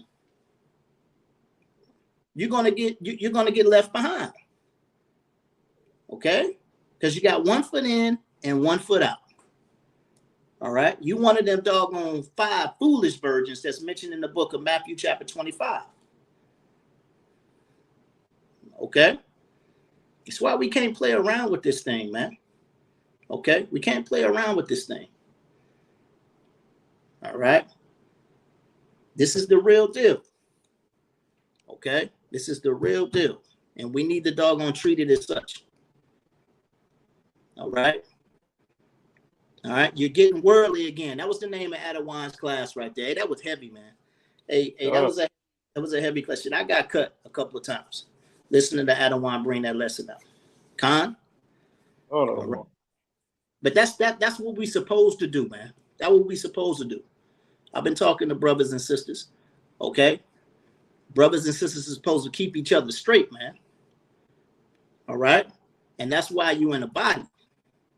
All right? If you're not in a body, I encourage you to be in one, because the brotherhood is like no other. Okay? The brotherhood is like no other. And we've been talking, as brothers, man. I'm gonna tell you something. And you can't show respect to persons, man. Okay? You can't show respect to persons, man. Brothers got to hold brothers accountable too. Okay, and that's a very hard thing to do. All right, when you come back, all right, to a state of being tender and delicate towards your brother, that don't mean you soft. Okay, because we ain't playing no games around here, man. Okay, that just means you love your brother. All right, I see the comments, man, in the video. Hey, these brothers soft, man. Okay, hey, these brothers, they let them talk. They let the scoffer talk too much. A lot of people don't like our style. Well, watch somebody else. How about that? All right, you ain't gotta be on our doggone channel. You watch somebody else. Save them comments for yourself, man. Okay. We've become under Adawan Yahweh all. We've become very patient. because there was a time when it wasn't like that. Okay, we put hands and feet on brothers, okay, for crossing that line. All right, we used to do the thing out there in 5 points, okay, and that's not nothing that I'm proud about right now. But hey, I used to love when I hear Adawan say, "Hey, we ain't no choir boys up here, man. You know, don't cross this line. You know what I mean? You're gonna find out." Right. You know, but we've become more circumspect. You know, we understand that we're dealing with our brother, but we also understand when it's time to doggone issue judgment. Okay, we gotta do it. Okay, and we can't have respect the person, man. Okay, we can't have respect the person. Give me the book of Ezekiel chapter 3. Okay, give me Ezekiel chapter 3 and start at 16. Another one. This is the book of Ezekiel, chapter 3 and verse 16. And it came to pass at the end of 7 days that the word of the Lord came unto me, saying, Son of man, I have made thee a watchman unto the house of Israel. I have made you a watchman unto the house of Israel. I made you a leader. I'm trusting in you. The Most High God is telling you that. Listen up, Micaiah. Okay? And I'm gonna hold you accountable. Okay? I'm gonna make you a leader of men. I'm gonna make you a leader of women. As a matter of fact, you're a representative for the nation of Yasha Allah. You're a prince that has power with the Most High God. Read on. Therefore, hear the word at my mouth and give them warning from me. And listen, because I chose you, all right, you listen to these instructions real good, all right, and you give my people a warning. You blow that trumpet. Read on. When I say unto the wicked, thou shalt surely die. When I say unto the wicked, listen, hey, you're going off. Okay? I love you, brother, but you're going off. Okay? And I'm going to tell you something, man. You need to repent. All right? I don't want to see the Most High destroy you. All right? And you continue to do that thing. All right? You continue to do that thing. You got to bring forth judgment, man. Read on. And thou givest him not warning, nor speak to warn the wicked from his wicked way to save his life. To do what? Nor speak to warn the wicked from his wicked way to save his life. To save his life. We got to warn the wicked of their wicked ways to save their life. Because you cannot enter the kingdom of heaven being a sinner. The Most High mean what he say. Stop playing with this truth, man. And stop playing with my power. Stop playing with my Messiah, man.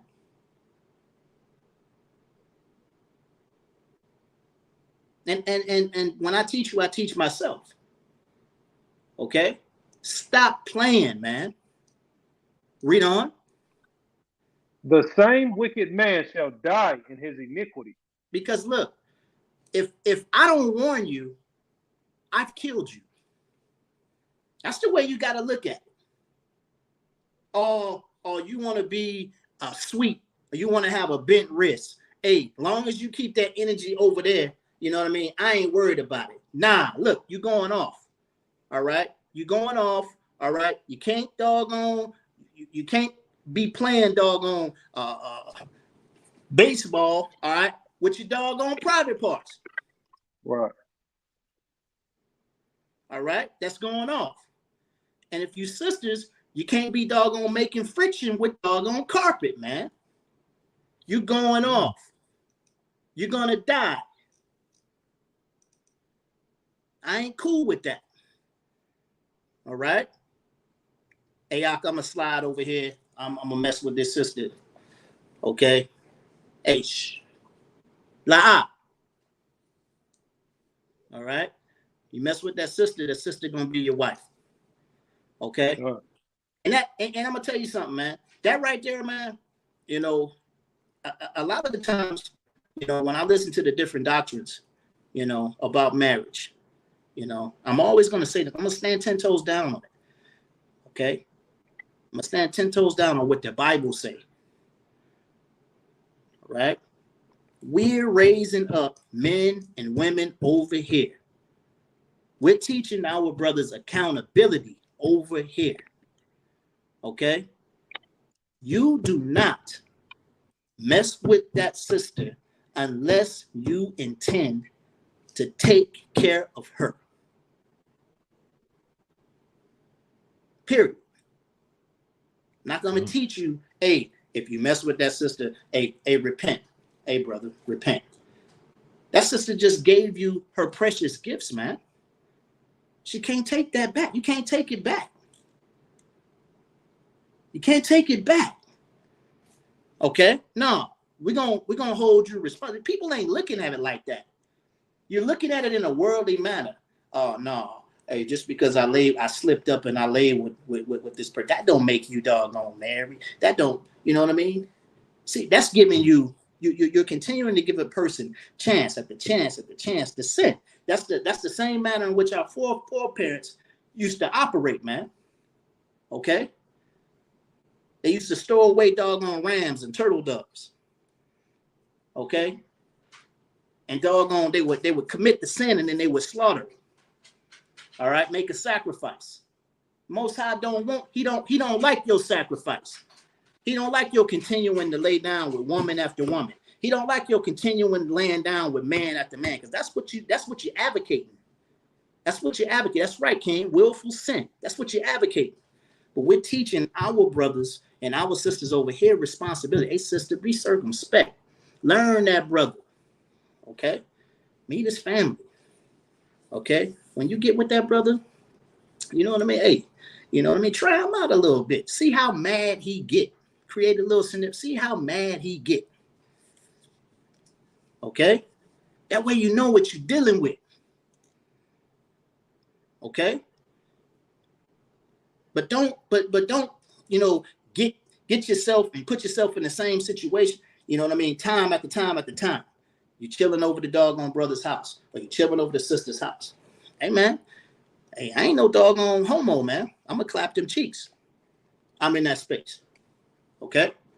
So you're gonna create, you're not going to create that situation. And it takes a little bit of learning, man.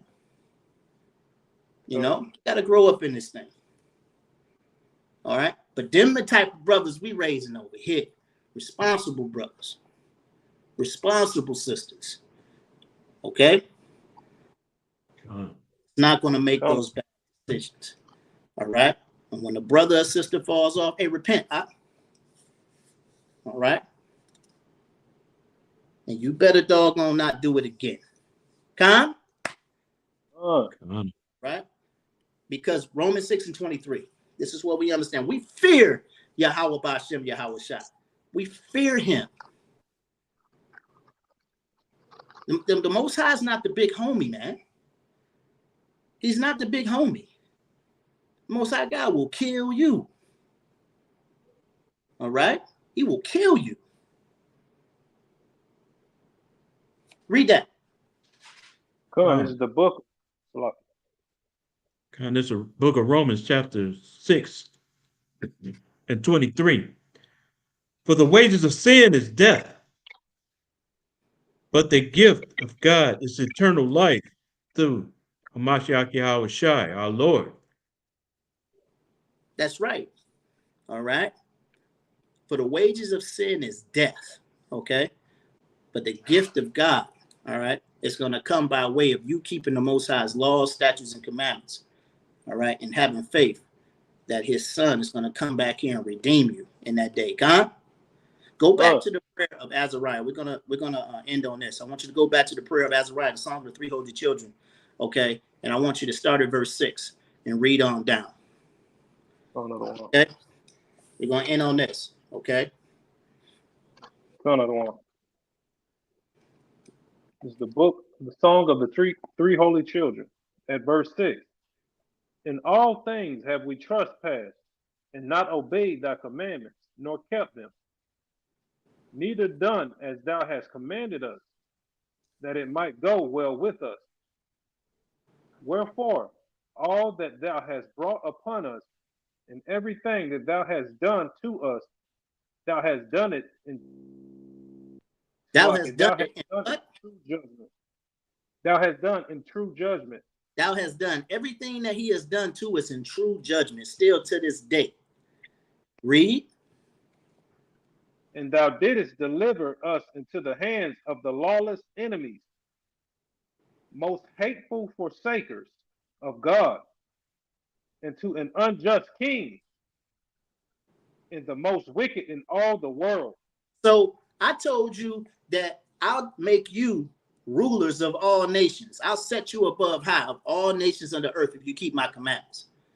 So if you don't keep my commandments, read verse 8 again. Son of the one. And thou didst deliver us into the hands of lawless enemies, most hateful forsakers of God, and unto unjust kings, and the most wicked in all the world. So I'm going to deliver you up unto the most wicked of all the world. Hateful forsakers of the Most High God, base men. That's the lot that you chose for yourself, Israel. Okay? And until you come back to my laws, my statutes and commandments, I'm going to continue to plague you, all right, with doggone inflation, with doggone pestilence.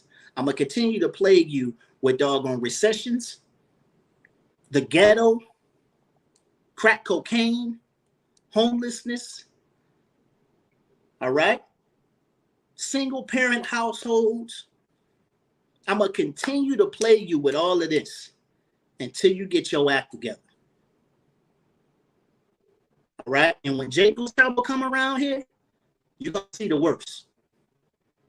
Because you continue not in his word. Okay? And follow not his commandments. Come? All right? We'd like to give all praises, glory, and honor to Yahweh, Bahashem, Hamashiach, Yahweh. Hey, we hope you brothers and sisters, all right, were edified, all right, with this bit of data that we put out. Okay, we hope you enjoyed. Okay, hey, make sure you're tuning in, all right, to Truth Tuesdays with Captain Darak and Captain Yahweh all every Tuesday night, all right, about 8:30 Eastern Standard Time. All right, you can find us every Thursday at about 8:40 Eastern Standard Time, all right, until complete. All right, we got Adawan Yahweh all every Friday night at about 8:30. Okay, hey, join the call. Okay, join the call. All right, if you don't see Adawan post, all right, the YouTube link, all right, by 8:30, make sure you're joining that call because brothers are prophesying on that call. Okay, and I got the phone number right there. All right, scrolling along the bottom. That right there is the code as well. All right, Friday at 8:30. All right, brothers and sisters are fellowshipping on that call. Okay. All right, you got Captain Yaikwab and Captain Aharam every Saturday morning at 11:30. Okay, Eastern Standard Time, bar for bar. Okay, if you're in, excuse me, I'm a little gassy. If you're in the ATL, Atlanta, Georgia, on Saturdays, okay, at 1500. Okay, Saturdays at 1500. All right, listen to me. You see what I'm talking about? I talk like that. You know, I deal with I ain't gonna tell y'all what I do, but we use that military time still. Okay, hey, so 3 o'clock. Okay, 3 o'clock Eastern Standard Time. Okay, 3 o'clock Eastern Standard Time. Okay, you can meet us in Woodruff Park. Okay, if you want to congregate with the brothers out in Alabama, it will be either on Commerce Street or we'll be on Ann Street. Okay, we'll be on Ann Street down the road from the Walmart. Okay, in between, what's the name of that gas station, man? What is that? Like a Liberty gas station. We'll be at the Liberty gas station. Okay, hey, the brother Abadia had to laugh at that time. Okay, yeah, sometimes I get that cross because you know, believe it or not, at work I use military time. Okay, all right. Hey, so you brothers and sisters, make sure you're coming out. Hey, the brother Captain Yaikwab He fellowships with the brothers from Light of Zion. A lot of times he's out there in Fort Myers. Okay, Fort Myers, teaching the word. If you brothers, want to come out, or sisters want to come out, okay, make sure you send us an email and we'll point you in the right direction. All right, Sons of Thunder Israelites at gmail.com. Con? All right, we got the new moon coming up. All right, got the new moon coming up. Let me get this overlay. All right, pull our brother down here. All right, we got the new moon coming up September the 2nd that evening. All right, the new moon, 6th month. All right, September the 2nd at evening. Okay, trying to pull this up on my end. Just a second, brothers and sisters. All right, September the 2nd at evening. That's going to be a Monday. Okay, it's going to be a Monday. September the 2nd at evening. As a matter of fact, all right, that's the world's Labor Day. Okay, September the 2nd at evening. No, that's the Most High's new moon. Okay, that's what we're going to be celebrating. Come on out. All right, new moon. All right, September the 2nd at evening. Con? All right. We got the Feast of Trumpets, October the 2nd at evening. We're going to celebrate that in Atlanta, Georgia. All right, if you would like to congregate with the Sons of Thunder Israelites for the Feast of Trumpets, I want you to send us an email at SOT Feast Day. All right. If you look down at the bottom, you'll see that email address right there, SOTFeastDay@gmail.com. RSVP. Okay. RSVP for SOT Feast Day at gmail.com. Now, look, I got to do this myself, and I'm going to make a point to do this tonight. Okay. Feast of Tabernacles. Okay. Feast of Tabernacles. We're going to get things kicked off on October the 16th. Okay, October the 16th through the 23rd. And we're actually going to gather on the 17th, though. Okay? All right, brothers will be keeping, the feast, all right, and its duration. Okay, but at this site, we're going to kick it off on the 16th.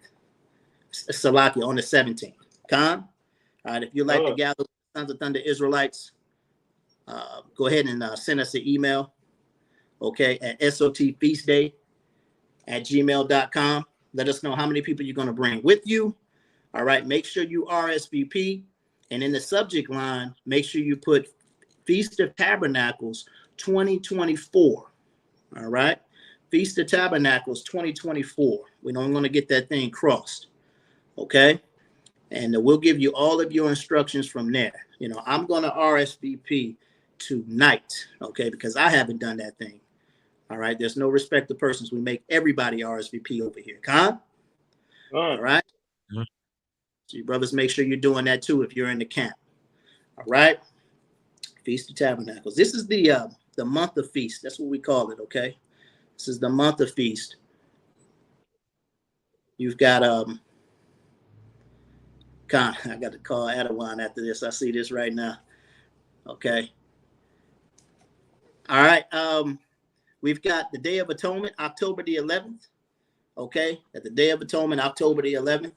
Okay, we're gonna prep you all for the Day of Atonement if you haven't done a Day of Atonement.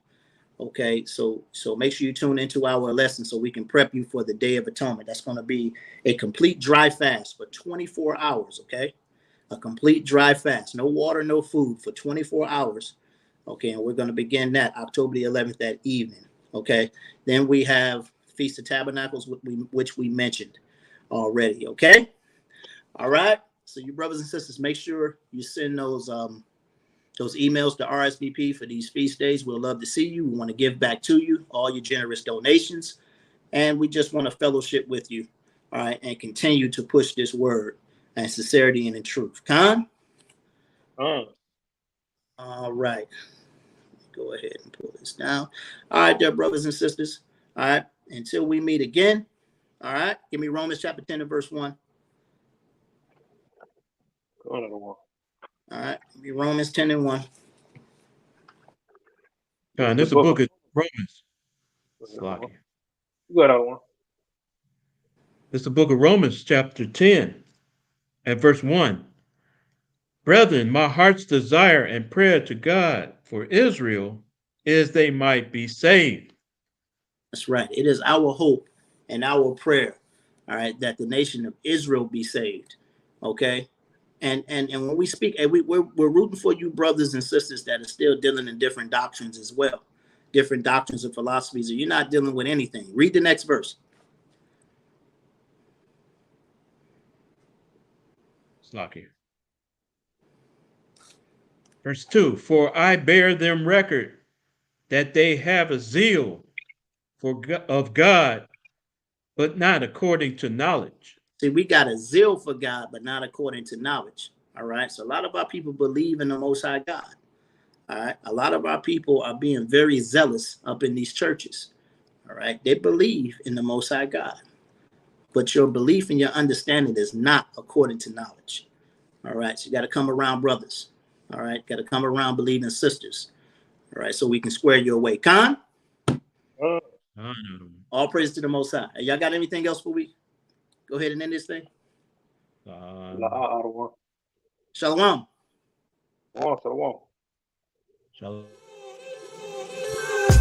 Welcome to the Truth of Yah. The Truth of Yah's board game's mission is to humble the world in the Truth of Yah. The Truth of Yah's board game's vision is to build up the poor man and woman in spirit. Many people are deceived by lies, deceits, fraud, pride, forward mouth, arrogance, and evil ways. The poor in spirit are attacked daily. The vision to build up the spirit is to cause people only to walk in the ways of Yahweh, just as his son Yahweh Shai and the prophets did, by not just speaking the word, but by putting every word Yahweh spoke into action. We're the sons of Thunder Israelites, and it's our heart's prayer and desire that you all get the truth of Yah game.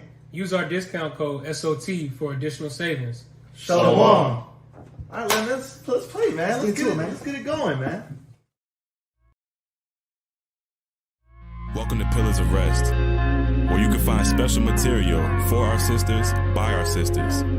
This is a Sons of Thunder exclusive platform focused on building, encouraging, uplifting, and engaging with the daughters of Zion. Here you'll find personalized and interactive content geared towards showing what it truly means to be a pillar of rest. Interviews, scripture breakdowns, tips on motherhood, marriage, and testimonials are just the beginning of the many things to learn from and enjoy in this program.